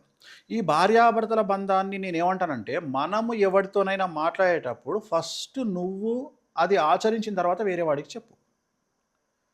ఈ మధ్యకాలంలో ఏమవుతుంది అంటే, భార్యకు భర్త, భర్తకు భార్య సరి అయినటువంటి ఇంపార్టెన్స్ ఇవ్వకపోవడం, ఫైనాన్షియల్గా సమస్యలు రావడం. ఈ ఫైనాన్షియల్గా సమస్యలు వచ్చినప్పుడు భర్త పట్ల భార్య, భార్య పట్ల భర్త చూయించే కేర్లో తేడాలు రావడం. అంటే ఎట్లయిపోయిందంటే, ఇప్పుడు సూపర్ స్టార్ ఉన్నాడు, ఒక సూపర్ స్టార్ ఉన్నాడు హీరో. మీకు తెలిసిన హీరో, సమాజానికి తెలిసిన హీరో, నాకు తెలిసిన హీరో వేరు. ఆ హీరో ఏం చేస్తాడు, బయటికి పోగానే ఆ హీరోయిన్తో ఫోటోలు దిగుతుంటే హీరో ఫీల్ అవుతాడు. అంటే భార్యాభర్తలు ఇద్దరు, హీరో హీరోయిన్, భార్యతో ఫోటోలు దిగుతుంటే హీరో అయిన భర్త ఫీల్ అవుతాడు. ఈగో ప్రాబ్లం వస్తుంది, వచ్చి వాళ్ళిద్దరికి డివోర్స్ అవుతాయి. నాకంటే ఎక్కువ నా పెళ్ళంతో ఫోటోలు దిగితే నేను పండుగ వేసుకుంటా రోజు. మంచిగా ఇంటికి పోయి ఒక రాయల్ సల్యూట్ పెగ్గేసుకొని మంచిగా అనుకుంటా. నా భార్యతో ఎక్కువ ఫోటోలు దిగిరనుకో ఎవరన్నా, నా బిడ్డ ఏం చేస్తుంది, లెక్క పెడుతుంది. ఎయిర్పోర్ట్కి పోయినాం, పాప ఇవాళ నీతో 50 మంది దిగిరు, మమ్మీతో 70 మంది దిగిరు, ఓకే మమ్మీ గెలిచింది. సో నాకు నా భార్య గెలవాలి, నేను కాదు ఇక్కడ. తనేమంటది, లేదు మీరే గెలవాలి అంటది. సో నేను అనేది అది. సో తను ఇక్కడ అండర్స్టాండింగ్ ఏం లేదు, అర్థమైపోతుంది. అండర్స్టాండింగ్ అనేది తయారు చేసుకుంటే రాదు. అండర్స్టాండింగ్ అనేది వచ్చేస్తుంది లైఫ్లో ఆటోమేటిక్గా. నీకు అమ్మాయి మీద అంటే పెళ్ళాం మీద ఈర్ష్య లేకపోతే, నువ్వు పెళ్ళాన్ని స్టార్ను చేయాలనుకుంటే ఈ ప్రపంచంలో నేను ఒకటే మాట చెప్తా, భార్యతోని నువ్వు కరెక్ట్గా భార్యను చూసుకుంటే భార్యతోని మర్డర్ చేయించవచ్చు. ఎవరిని? సొంత భార్య తల్లిదండ్రులను చేయించవచ్చు. భర్త అనేవాడు భార్యను కరెక్ట్గా చూయించుకుంటే ఇదే భార్యతోని వాళ్ళ తల్లిదండ్రులను మర్డర్ చేయించవచ్చు గన్నిచ్చి. అంటే నేను మాట్లాడే విధానం ఏంటంటే, నువ్వు అంత ప్రేమగా చూసుకోగలిగితే ఏమైపోతుంది, యు ఆర్ టేకింగ్ అడ్వాంటేజ్. ఒక మగవాడు ఇంటికి రాగానే ఏం చేస్తాడు, ఇంట్లో భార్య భరిస్తుంది కాబట్టి తన కోపాన్ని భార్య మీద చూపిస్తాడు, హెచ్ఆర్ మీద చూపియాడు, తంతడు వాడు చెప్తూని. అవునా? అవును సార్. ఇప్పుడు నువ్వు నీ ఓనర్ మీద చూపిస్తావా, ఛానల్ ఓనర్ మీద చూపియవు. అదే ఇంటికి పోతే, ఎగ్జాంపుల్ చెప్తున్నా, ఇంటికి పోయినావు, నీ కోపాన్ని పెళ్ళాం మీద చూపిస్తావు, ఎందుకు ఇది పడి ఉంటుంది కాబట్టి. నేను ఆ టైపు కాదు. నేను నా భావోద్వేగాలను, వాటి తాళాలను ఎవరికి ఇయ్య. నా మొత్తం భావోద్వేగాలలో నేను ఎవరికైనా తాళం ఇస్తా అంటే, ఒక నవ్వుకు సంబంధించిన తాళం ఇస్తా, ఏడుపుకు సంబంధించిన తాళం ఇయ్య, ఎమోషనల్ తాళం ఇయ్య, కోపం తాళం ఇయ్య. నన్ను కోపాన్ని తెప్పించగలిగిన శక్తి లేదు ఎవరికి. అంటే నేను ఎవడో ఏదో తప్పు చేయగానే నాకు కోపం రాదు. నేను రియాక్ట్ అయ్యేటువంటి నవరసాల్లో కామెడీ ఒకటే ఉంటుంది, మిగిలిన వాటన్నిటిని నేను కంట్రోల్ చేసి పెడతాను. అంటే ప్రతి చిన్న విషయానికి కోపం రావడం, ప్రతి చిన్న విషయానికి ఓవర్ యాక్టింగ్ చేయడము నాకు రాదు. సో నేను చాలా పీస్ఫుల్గా ఉంటా. 2000 సంవత్సరానికి 2002 సంవత్సరానికి పూర్వం వేణుస్వామి లైఫ్ స్టైల్ వేరు. వేణుస్వామి చాలా అగ్రెసివ్. తెలంగాణలో చాలా ప్రాంతాల్లో కొంతమందికే తెలుసు, అదర్ దెన్ వేరే ప్రాంతాల వారికి నా గురించి తెలియదు. నేను ఏబీపీలో పనిచేసిన, ఆల్మోస్ట్ ఆల్ హైదరాబాద్లో ఉన్న తోపు గుండాలతో తిరిగిన, మా నాయన వాళ్ళందరికీ గురువుగా ఉండే ఒక కొత్తదాస్ కానీ, ఒక ముక్క నరసింహరావు కానీ, ఒక సుల్తాన్ బజార్ నర్సింగ్ యాదవ్ కానీ, సో పెద్ద పెద్ద డాన్లు, పెద్ద పెద్ద కమ్మరి కృష్ణ కానీ, పెద్ద పెద్ద రౌడీ షీటర్లు, పెద్ద పెద్ద తోపులు అందరూ మా నాన్న చేతి కింద పనిచేసేవాళ్ళు. అంటే దండాలు పెట్టేవాళ్ళు. మా నాన్న గురువు వాళ్ళందరికీ. సో అందరి చేతుల్లో నేను పెరిగిన. చాలా అగ్రెసివ్ పర్సనాలిటీ నాది, చాలా అగ్రెసివ్ పర్సనాలిటీ. అంటే నాతో మాట్లాడాలంటే భయపడేవాళ్ళు. నేను రోడ్డు మీదకి వస్తే నా వెంబడి 20-30 మంది జనాలు ఉండేవాళ్ళు. నేను అంత అగ్రెసివ్ మెంటాలిటీ నాది. నా నా పెళ్ళాన్ని నేను ఎప్పుడైతే నా భార్యను పెళ్లి చేసుకున్నానో అప్పటి నుండి తనను భయపెట్టొద్దు, తను నన్ను చూస్తే భయపడుతుందేమో అనే ఉద్దేశంతోని టోటల్ డౌన్ అయ్యి చాలా డౌన్ టు ఎర్త్ ఉండి అసలు కోపం అనేది లేకుండా తనను, ఎందుకంటే ప్రేమ వివాహం చేసుకొని తను ఎక్కడ భయపడుతుందో అనే ఉద్దేశంతోని అలా కూల్గా మెయింటైన్ చేసుకుంటూ వచ్చి వచ్చి వచ్చి వచ్చి అది అలవాటైపోయింది. అది అలవాటైపోయి ఇప్పుడు ఏమైపోయింది, అసలు కోపమే రాదు. అంటే కోపం రావాలంటే అంత భారీ సమస్య ఉండాలి, ఏడుపు రావాలంటే అంత భారీ సమస్య ఉండాలి. సో జనరల్గా మూతి ముడుచుకోవాలన్నా నాకు యాక్టింగ్ రాదు, నేను చేయలేను. అది ఏడవాలన్నా నాకు రాదు. అంటే నేను నేను నా భావోద్వేగాలను ఎవరికి పడితే వారికి ఇయ్య. నేను చాలామంది డ్రైవర్ సరిగా నడిపకపోతే తిడతారు, నేను అట్లా ఉండదు. డ్రైవర్ కాబట్టి మిస్టేక్ చేస్తాడు. సో మిస్టేక్స్ అనేవి సర్వసాధారణము, వాటి నుండే జనాలు నేర్చుకుంటారు. సో ఇలాంటి ఒక అండర్స్టాండింగ్ నుండి మెల్లిగా మెల్లిగా మెల్లిగా మెల్లిగా మెల్లిగా ముందుకు వెళ్తూ సమాజానికి మనము ఏం నేర్పిస్తాము, ఒక భార్యాభర్త ఎలా ఉండాలి అనే దాన్ని సమాజానికి నేర్పించడం పక్కకు పెడితే నన్ను పూర్తిగా ఈయననే నా ది బెస్ట్ చాయిస్ అని ఆమె అనుకోవాలి, ఈమెనే ద బెస్ట్ చాయిస్ అని నేను అనుకోవాలి. ఆ విధంగా నాకు సంబంధించినంత వరకు తను లేకపోతే నాకు తెలిసి దేర్ ఇస్ నో వైఫ్. అంటే వైఫ్ అనే పదానికి నా జీవితంలో అర్థం లేదు. ఇంకోటి ఏంటంటే ఇంకా తను ఒక గొప్ప భార్య అనుకుంటావా, గొప్ప తల్లి అనుకుంటావా, నువ్వు యు నేమ్ ఇట్, నువ్వు ఏమని అనుకో, ఏ పని చేస్తే ఆ దాంట్లో ఒదిగిపోతుంది. అంటే ఒక వదిన క్యారెక్టర్ వేస్తే ఆ వదినలో ఒదిగిపోతుంది, ఒక కోడలు క్యారెక్టర్ వేస్తే ఆ కోడల్లో ఒదిగిపోతుంది. అంటే మల్టిపుల్గా ఆమె ఏం చేయాలనుకుంటే అది చేస్తుంది. ఎందుకంటే తన స్ట్రెస్ను అర్థం చేసుకోవాల్సింది నేను. ఎందుకంటే తను సింగర్ వేరు, ఇన్స్ట్రుమెంట్ ప్లేయర్ వేరు. ఇన్స్ట్రుమెంట్ ప్లేయర్ ఏంటి, నీకు నీ మైండ్ను చేతులకు తీసుకొచ్చుకొని నువ్వు వాయిస్తూ, మైక్ ఆర్డర్ చేస్తూ, జనాలను మోటివేట్ చేస్తూ ఇన్ని రకాల కాన్సన్ట్రేషన్ ఉంటుంది. రెండోది ఏంటంటే చాలామందికి తెలియని విషయం ఏంటంటే వీణ అనేది సరిగమపాలు నేర్చుకోగానే ఈమె వాయించేది రాదు. ఈమె స్వతహాగా వాయించేటువంటి విధానం, అంటే ఒక పుష్ప సాంగ్ వాయించాలి అంటే ఎలా వాయించాలి అనేది దానికి థియరీ ఉండదు అక్కడ. అర్థమైందా? అదే సార్, థియరీ ఉండదు. 2+2 4, లేదంటే ఏదో సినిమా పాట ఉంది సామజవరగమన, అట్లా నీకు ఆల్రెడీ అక్కడ ఉన్న ట్యూన్ కాదు ఇక్కడ. ఈమె వాయించాలంటే నువ్వు మొత్తం ఇండియాలో ఉన్నటువంటి ఒక 100 మంది వీణా ప్లేయర్లను తీసుకుంటే ఆ 100 మంది వీణా ప్లేయర్లో ఒక్కళ్ళు లేదా ఇద్దరే వాయించగలుగుతారు. సో అంత స్ట్రెస్. అంటే నేను ఇప్పుడు తన నా స్టేజ్ మీద చూసినప్పుడు ఏమనిపిస్తుంది అంటే ఇంత స్ట్రెస్ భరిస్తుందా, ఇంత స్ట్రెస్సా, పాపం మనం ఏం చేస్తాం ఈమె గురించి. ఇప్పుడు మా ఏమైంది, లాస్ట్ ఇయర్ అంబానీ ఇంట్లో ప్రోగ్రామ్ చేసి వచ్చింది. మేము ఎంతో ఎంజాయ్ చేయాలి, అసలు ఎంతో హ్యాపీ ఫీల్ అవ్వాలి. కానీ ఏం జరిగింది, నా పర్సనల్ ఇష్యూలో ఏలు పెట్టి అప్పుడు ఆమె ఇక్కడ అంత పేరు రాకుండా చేసారు, రాజకీయం చేసి. ఆమెకు రావాల్సిన పేరు రాలే, ఎందుకంటే అంబానీ ఇంట్లో ప్రోగ్రామ్ సింగిల్గా చేయడం అనేది పెద్ద అచీవ్మెంట్. అవును సార్. కానీ దాన్ని కూడా నా వల్ల తన దగ్గర ఉన్న క్రెడిట్ని లాగేసుకున్నారు. బాధ అనిపించింది, అరే ఇంత మంచి ఆర్టిస్టు సరే ఇలా చేస్తున్నారు, సరేలే భగవంతుడు మనకు ఉన్నాడు కదా, ఏముందిలే, వాళ్ళ వ్యక్తిగతమైన అంశాన్ని ఏవేవో తమ్మునేల్స్ పెట్టుకుని ఏవో చేసుకున్నారు, మనకేముందిలే, దేవుడు వీళ్ళు డిసైడ్, మనకి ఇన్ని పూజలు చేస్తున్నాం, మనకు అమ్మవారు ఉంది, వెంకటేశ్వర ఉన్నాడు. సో ఆమెను చూసినప్పుడు ఆమెకు మనం ఇంకా ఎంత చేసినా తక్కువనే, ఇంకా ఏదో చేయాలి, ఇంకా ఏదో సపోర్ట్ చేయాలి, ఇంకా సపోర్ట్ చేస్తే ఇంకా నేషనల్ లెవెల్కి వెళ్తుంది, రేపు పొద్దున పద్మశ్రీయో పద్మవిభూషణో ఇంకేదో తీసుకుంటుంది, మనం ఈమెకు సపోర్ట్ చేద్దాము అనే ఆలోచనే ఉంటుంది తప్ప ఈమెకు ఎక్కువ మంది సెల్ఫ్లు తీసుకుంటారు, ఈమెకు నాకంటే ఎక్కువ పేరు వస్తుంది అని ఆలోచించే సంకుచితమైన మనస్తత్వం నాది కాదు. సో నేను ఫుల్ ఫ్రీడమ్ ఇచ్చి, నేను నమ్మేది ఏంటంటే ఆడవాళ్లను కామాఖ్య అమ్మవారిని ఎంత గౌరవిస్తానో సగటు అమ్మాయిని కూడా నేను అమ్మవారిలాగానే భావిస్తాను. నా దృష్టిలో ప్రతి ఒక్క అమ్మాయి ఒక దేవతనే, అంటే ఒక కామాఖ్య అమ్మవారే.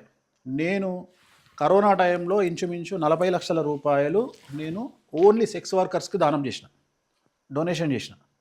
నా దృష్టిలో సెక్స్ వర్కర్స్ కూడా నా దృష్టిలో అందరికంటే గొప్ప అమ్మాయిలు. కారణం ఏంటంటే వాళ్ళ కుటుంబాలని వాళ్ళు లీడ్ చేయడం కోసము వాళ్ళు పడే బాధ, వాళ్ళు ఆ సిచ్యువేషన్కి ఎందుకు వచ్చిండ్రు అనేది వాళ్ళతో మాట్లాడితే తెలుస్తుంది. రోడ్డు మీద వెళ్ళి జడ్జిమెంట్ చేసేవాడికి అర్హత లేదు. నా దగ్గరకు వచ్చి వాళ్ళు బాధ చెప్పుకుంటారు కాబట్టి నాకు తెలుసు వాళ్ళు ఏందో. వాళ్ళని కూడా నేను తప్పుపట్ట, వాళ్ళకు కూడా ఒక చరిత్ర ఉంటుంది, వాళ్ళ దగ్గర కూడా మనం నేర్చుకోవాల్సినటువంటి పాఠాలు ఉంటాయి. సో అందుకని అలాంటి అమ్మాయిని కూడా నేను దేవతగానే భావిస్తాను. అలాంటి అమ్మాయిని కూడా నేను కామాఖ్య అమ్మవారికి ఇచ్చిన రెస్పెక్టే ఇస్తా. సో నేను కులమతాలకు అతీతం, నేను పూజించే రాజమాతంగి, మాతంగి అనే శబ్దము మాదిగ అనే పదం నుండి వచ్చింది. సో మాదిగల దేవత మాతంగి. సో నాకు కులమత భేదాలు లేవు, నాకు ఏ పట్టింపులు లేవు. నీట్గా ఉంటే ఎవరింటికైనా పోయి తింటా, నాకు నీట్గా వండితే చాలు, అంతే. నాకు అక్కడ కావాల్సింది హైజీనిక్ ఫుడ్ కావాలి, ఎవరింటికైనా పోయి తింటా. సో ఇలా నన్ను తయారు చేసింది. ఈ రోజు కూడా నేను ఏమైనా తప్పు చేస్తే ఇమ్మీడియట్గా నాకు కరెక్షన్ ఇచ్చేది నా వైఫ్. నేను ఏదైనా మాట్లాడుతుంటే ఈ పదం తప్పు, ఇప్పుడు ఇంగ్లీష్ నేను తోపు తురుమును కాదు, ఇంగ్లీష్ ఏదైనా మాట్లాడితే ఇమ్మీడియట్గా నా వైఫ్ వచ్చి నాకు చెప్తుంది. ఒకవేళ నా వైఫ్కు నాకు ఇద్దరికి తెలియకపోతే నా బిడ్డ వచ్చి చెప్తుంది, పాపా నువ్వు మాట్లాడుతున్న తప్పు, ఆ ఇంగ్లీష్ పదం తప్పు, నేర్చుకో అంటది. సో ఇవాళ కూడా నా వైఫ్ నాకు చెప్తుంది, మీరు ఇది మాట్లాడుతున్నారు తప్పు. నేను ఇంటర్వ్యూ మాట్లాడుతుంటే ఎక్కువగా రిపీటెడ్ వర్డ్స్ వస్తాయి, నేను ఎక్కువ రిపీట్ వర్డ్. తను మాట్లాడితే ఎట్లుంటుంది అంటే ఆల్రెడీ 100 టేకులు తీసుకుంటే 101 టేక్ ఉంటే ఎట్లుంటుందో తన ఫస్ట్ టేకే అట్లుంటుంది. అంటే తను అంత పర్ఫెక్ట్ ఉంటుంది, నేను అంత పర్ఫెక్ట్ కాదు. నేను మాట్లాడితే ఒకటే పదము నేను 10 నిమిషాలు మాట్లాడితే 15 సార్లు వస్తుంది, తను ఒక్క పదం ఒకటేసారి మాట్లాడుతుంది. అంటే నేను 10 నిమిషాల సబ్జెక్టు మాట్లాడితే తను 1 నిమిషంలో 10 నిమిషాలు చెప్పేస్తుంది. తన పర్ఫెక్షన్ వేరు, తన నుండి నేను సలహాలు తీసుకుంటాను ఇప్పటికి కూడా. అట్లనే నా నుండి తను సలహాలు తీసుకుంటాను. మా ఇద్దరు సబ్జెక్టులు వేరు, కానీ నా సబ్జెక్ట్లో తనకు ప్రావీణ్యత ఉంది, నాకు ఐడియాస్ ఇస్తుంది. తన సబ్జెక్ట్ వేరు, నేను ఆమెకు సలహాలు ఇస్తా. ఎక్కడ ఈగోస్ లేవు, భేషజాలు లేవు, హ్యాపీగా ఉంటాం. సో ఈ జనరేషన్కు తగిన అమ్మాయి ఈ జనరేషన్కు తగ్గట్టు ఉంటుంది.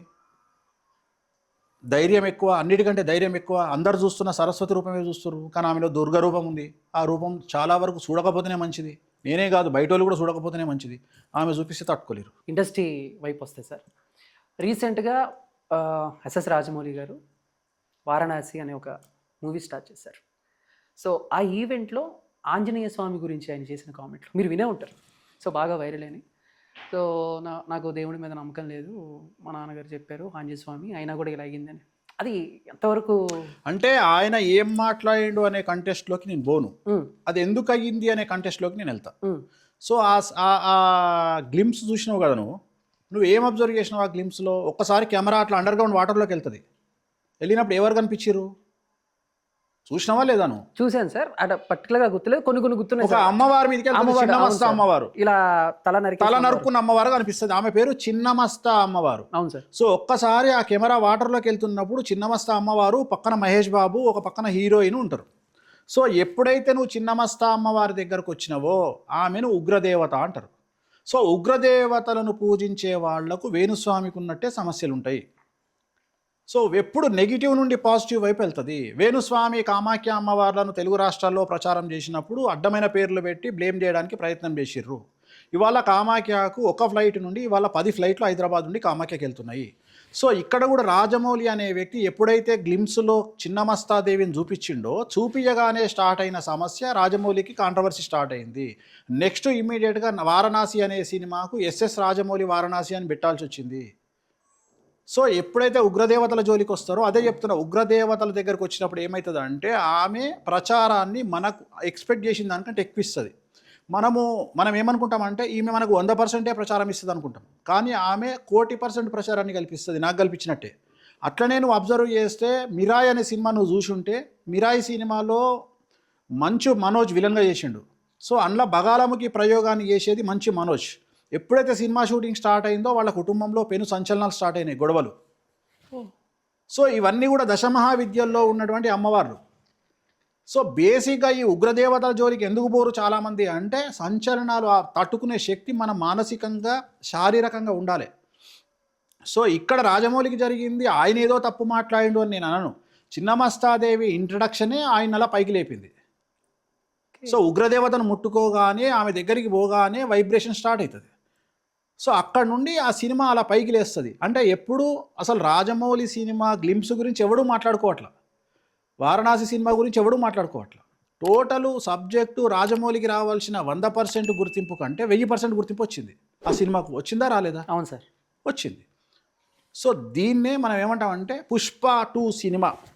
ఇప్పుడు చెప్తా నీకు, పుష్ప 2 సినిమాలో అల్లు అర్జున్ వేసుకొని డ్యాన్స్ చేసింది ఏమి అమ్మవారు? మాతంగి. ఆమెనే రాజమాతంగి లేదా రాజశ్యామల.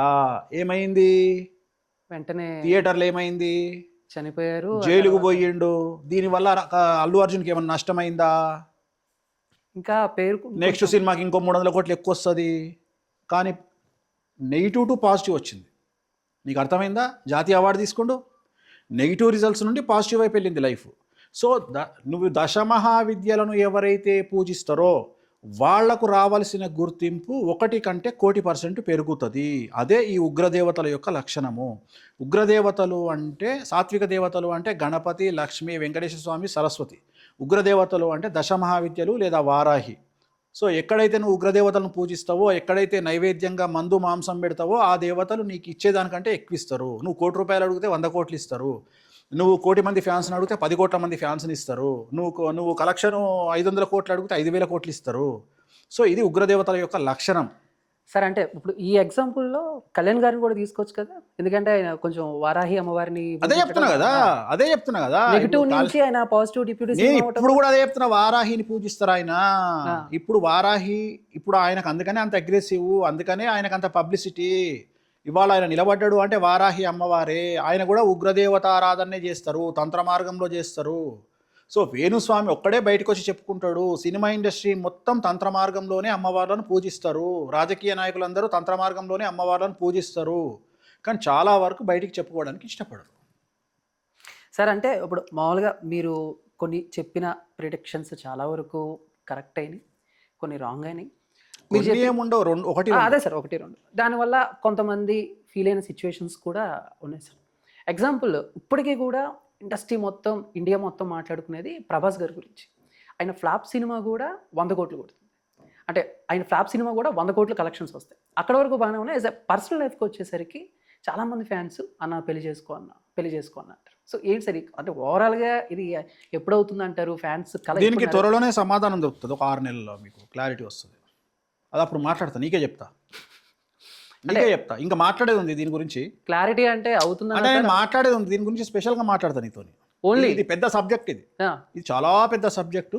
దీని గురించి మనం ఒక అరగంట 1 అవర్ వేసుకుందాం రాబోయే ఒక 2-3 నెలల.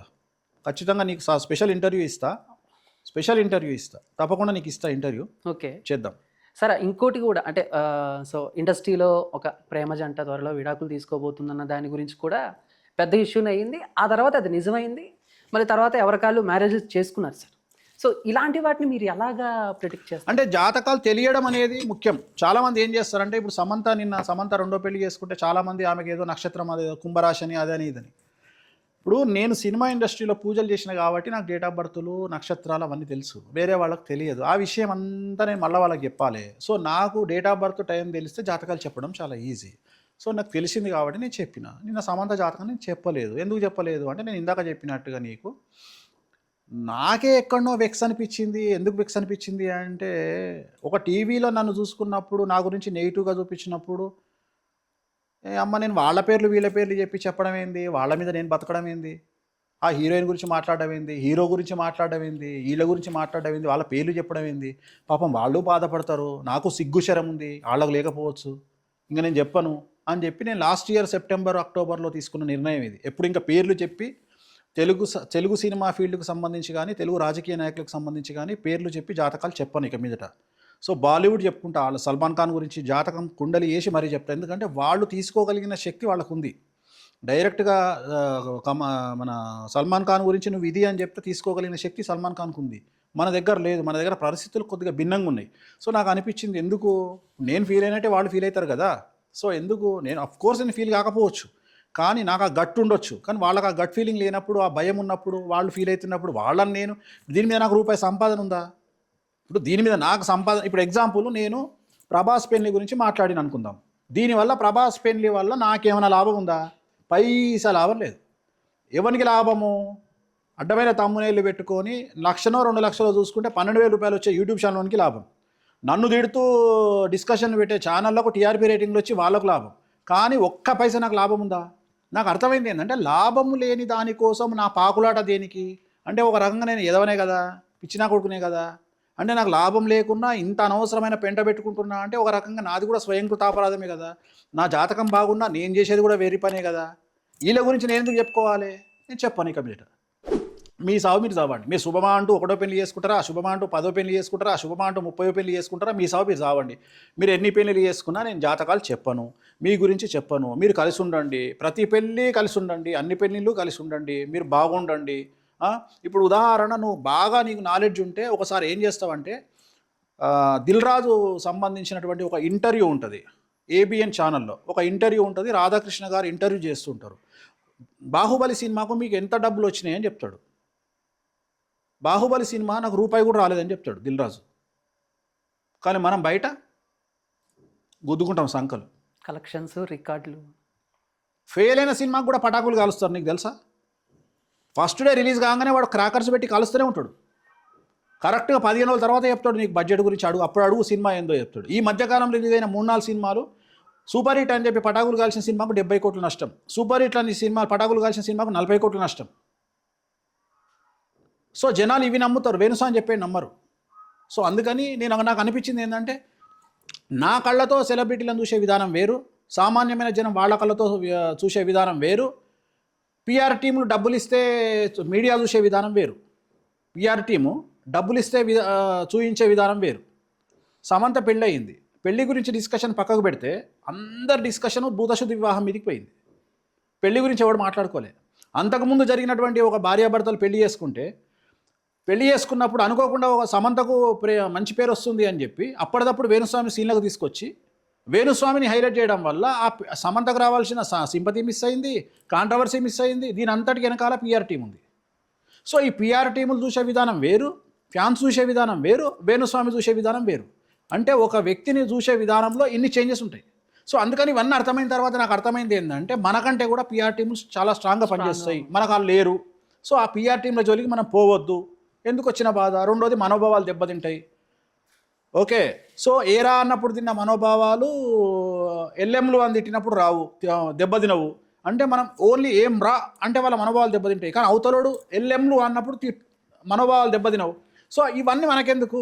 సో దీని వెనకాల పిఆర్ టీములు పనిచేస్తాయి, పెద్ద పెద్ద బిల్డింగులు పనిచేస్తాయి, 200 మంది సాఫ్ట్వేర్ ఇంజనీర్లు పనిచేస్తారు. సో నాకు ఎందుకు వచ్చిన పెంట? నాకు ₹1 లాభం లేదు, వదిలేసిన. సార్ అంటే ఓకే సార్, తెలుగు హీరోల గురించి నేను అడగను సార్. కాకపోతే ప్రస్తుతానికి అటు సోషల్ మీడియాలో కానీ ఇటు సౌత్ నార్త్లో కూడా అండ్ చాలామంది స్టార్ హీరోస్ పాలిటిక్స్లోకి వస్తూ ఉంటారు. అంటే నేను ఒక ఏజ్ వచ్చిన తర్వాత రజనీకాంత్ గారు రాజకీయాల్లోకి వస్తే గెలిచేస్తారు, సీఎం అయిపోతారు. ఇప్పుడు ఇదే రజనీకాంత్ గురించి నా వీడియో యూట్యూబ్ నుండి చూసుకోమను. ఇంతవరకు మరి ఎవరన్నా పెట్టి నా గురించి మంచి మాట్లాడిరా?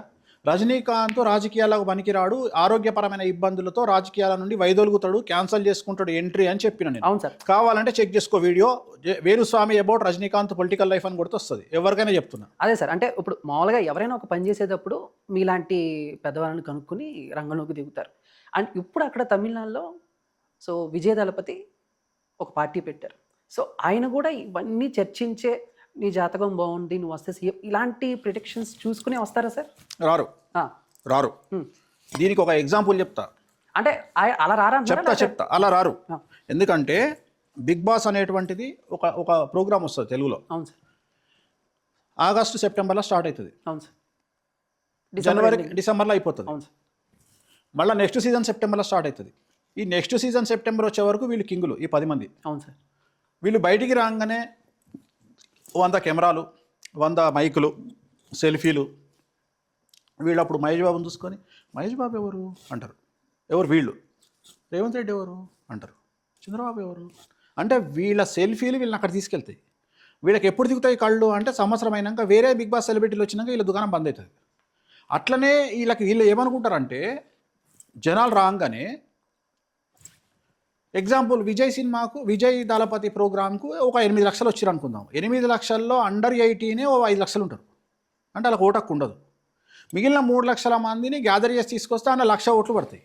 అంటే నేననే పాయింట్ ఏంటంటే, ఈ జనాలను చూసి జనాలు ఓట్లేస్తారు అనుకోవడం మూర్ఖత్వం అని చెప్తున్నా.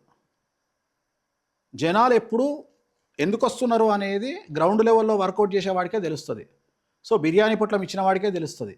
సో జనాలు ఎప్పుడే కానీ ఓట్లు వేస్తారా అనేది గ్యారంటీ లేదు. సో జనాల్ని చూసి వీళ్ళు టెంప్ట్ అవుతారు. వచ్చిన తర్వాత మంచిగా ఒక కాటు పెట్టుకున్నాక, నిప్పు పెట్టుకున్నాక, తగిలినాక వీళ్ళకి జ్ఞానోదయం అవుతుంది, మనం చేసింది తప్పు అని. సో ఆ తప్పును ముందుగానే గ్రహించినటువంటి చాలా గొప్ప మేధావి రజనీకాంత్.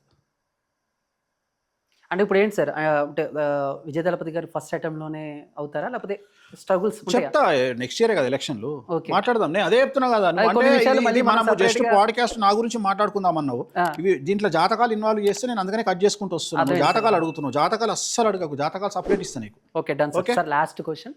సో ఇందాక మనం మాట్లాడుకున్నట్టు మీరు కామాఖ్య దేవి గురించి మాట్లాడారు. అంటే చాలామంది ఉన్నారు, బట్ మీరు ప్రత్యేకంగా అక్కడ అంటే ఆవిడ గురించి కానీ పూజలు చేయటం ఇవన్నీ, సో దాని గురించి ఏమైనా ఒక 2 words. అంటే ఏం లేదు, ఇప్పుడు అరుణాచలం అనేది ఎవరి వల్ల తెలిసింది? చాగంటి కోటేశ్వరరావు వల్ల తెలిసింది. అవును సార్. ఇప్పుడు ఆయన అరుణాచలం గురించి ప్రచారం చేసిండు, ఇవాళ తెలుగు వాళ్ళు అక్కడికి ఎక్కువ పోతున్నారు. అవును సార్. తప్పే ఉంది. వేణుస్వామి ప్రచారం వల్ల కామాఖ్యకి వెళ్తున్నారు. కానీ నేనంటే ఇష్టపడని జనాలు వేణుస్వామి చేసిందా, ఇది క్రెడిట్ అంతా వేణుస్వామికి ఇద్దామా అని అనుకుంటారు. బట్ అక్కడి గుడికి వెళ్ళిన వాళ్ళు ప్రతి ఒక్కళ్ళు ఏం చెప్పుకుంటారు? వేణుస్వామి వల్లనే వచ్చినామని చెప్పుకుంటారు. ఫ్లైట్ ఎయిర్పోర్ట్లో కనిపించినా వాళ్ళు అదే చెప్పుకుంటారు, గుళ్ళో కనిపించినా అదే చెప్పుకుంటారు. నాకు కామాఖ్య గుళ్ళోకి వెళ్తే గుళ్ళో ఫోటోలు దిగడానికి నాకు అరగంట పడుతుంది. అంతమంది జనాలు సెల్ఫీలు అడుగుతారు నన్ను. So I'm very happy. అమ్మవారు ఒక సేవ చెప్పింది, అరే నువ్వు తెలుగు రాష్ట్రాల్లో చెప్పురా అన్నది నేను చెప్తున్నా. నేను ఒక రూట్ ఎంచుకున్నా, వామాచారం అనే రూట్, నువ్వు తంత్ర మార్గం ఎంచుకున్నా, నేను పోతున్నా. సో నాకైతే తప్పు అనిపించలేదు. సో తప్పేం లేదు. నేనేం దొంగతనంగా మందాగట్లా, దొంగతనంగా నాన్ వెజ్ తినట్లా. నేను ప్రసాద రూపంలో అమ్మవారికి పెడుతున్నా, జనాలకు అదే ఇస్తున్నా. సో ధైర్యంగా చేస్తున్నా. ఆ రూలే అది. సో రూల్ చేసినప్పుడు నిమ్మకాయలు పెడితే నిమ్మకాయలు పెడితే క్షుద్ర పూజలా? శ్రీకాళహస్తిలో నిమ్మకాయలు పెట్టి పూజ చేస్తారు. నిమ్మకాయలో పసుపు కుంకుమ కలిపి శ్రీకాళహస్తిలో పూజ చేస్తారు. తంత్ర మార్గంలో పసుపు సపరేట్గా, కుంకుమ సపరేట్గా పూజించరు. అసలు నా తంత్ర మార్గంలో పసుపే ఉండదు, కుంకుమ మాత్రమే ఉంటుంది. సో అట్లా ఒక్కొక్క సిస్టమ్ ఒక్కొక్క ప్రాసెస్ను చూపిస్తుంది. సో వాటి గురించి తెలియని వాళ్ళు నన్ను విమర్శిస్తే నేను ఎందుకు ఫీల్ అవుతా? సో నేను ఒకటే నమ్మిన, బ్లైండ్గా కామాఖ్య అమ్మవారిని నమ్మిన. అందులో బగాలముఖిని, రాజశ్యామలను నమ్మిన. రాజశ్యామల డబ్బులు ఇస్తుంది, బగాలముఖి శత్రువుల బెండు తీస్తుంది. సో అందుకని నేను ఆ ఇద్దరిని నమ్ముకున్నా, ఆ ఇద్దరిని ముందుకు తీసుకెళ్తున్నా. ఎట్ ది సేమ్ టైం ఆయనతో పాటు సాత్విక దేవతైన ప్రోటోకాల్ దేవత శ్రీ వెంకటేశ్వర స్వామి వారిని నమ్ముకున్నా. సో నా లైఫ్ ఇట్లనే కొనసాగుతుంది. నేనేమన్నా తప్పులు చేస్తే ఆ అమ్మవారు, ఆ స్వామివారు నన్ను శిక్షిస్తారు. అందులో 1% కూడా నాకు డౌట్ లేదు. నేను హిందూ మతానికి వ్యతిరేకంగా పోయినా, హిందూ శాస్త్రానికి వ్యతిరేకంగా పోయినా, ధర్మశాస్త్రానికి వ్యతిరేకంగా పోయినా, వామాచార విధానానికి వ్యతిరేకంగా పోయినా, తంత్ర మార్గంలో తప్పులు చేసినా, నేను ఏ తప్పు చేసినా నన్ను అమ్మవారు ఖండాలుగా ఖండిస్తుంది. నా జోలికన్నా ఎవరన్నా వస్తే వాళ్ళ సంగతి నేను అమ్మవారికి వదిలేస్తాను. Thank you so much sir. Thank you so much. అంటే చాలా విషయాలు ఉన్నాయి, బట్ సారు ఈసారి మళ్ళీ అని అంటున్నారు కాబట్టి, సో మళ్ళీ నెక్స్ట్ వేరే ఎపిసోడ్తో మళ్ళీ వేణుస్వామి గారితో మీ ముందుకు వస్తాం. సో ఆయన గురించి చాలా విషయాలు అయితే నేను తెలుసుకున్నాను అని చెప్పేసి నేను అనుకుంటున్నాను sir. Thank you so much. అంటే ఇంత టైం మాకు కేటాయించినందుకు. అండ్ మరోసారి మరో గెస్ట్తో మళ్ళీ మీ ముందుకు వస్తాను. అప్పటి వరకు ప్లీజ్ ఫాలో అవుతుండండి. జై హింద్.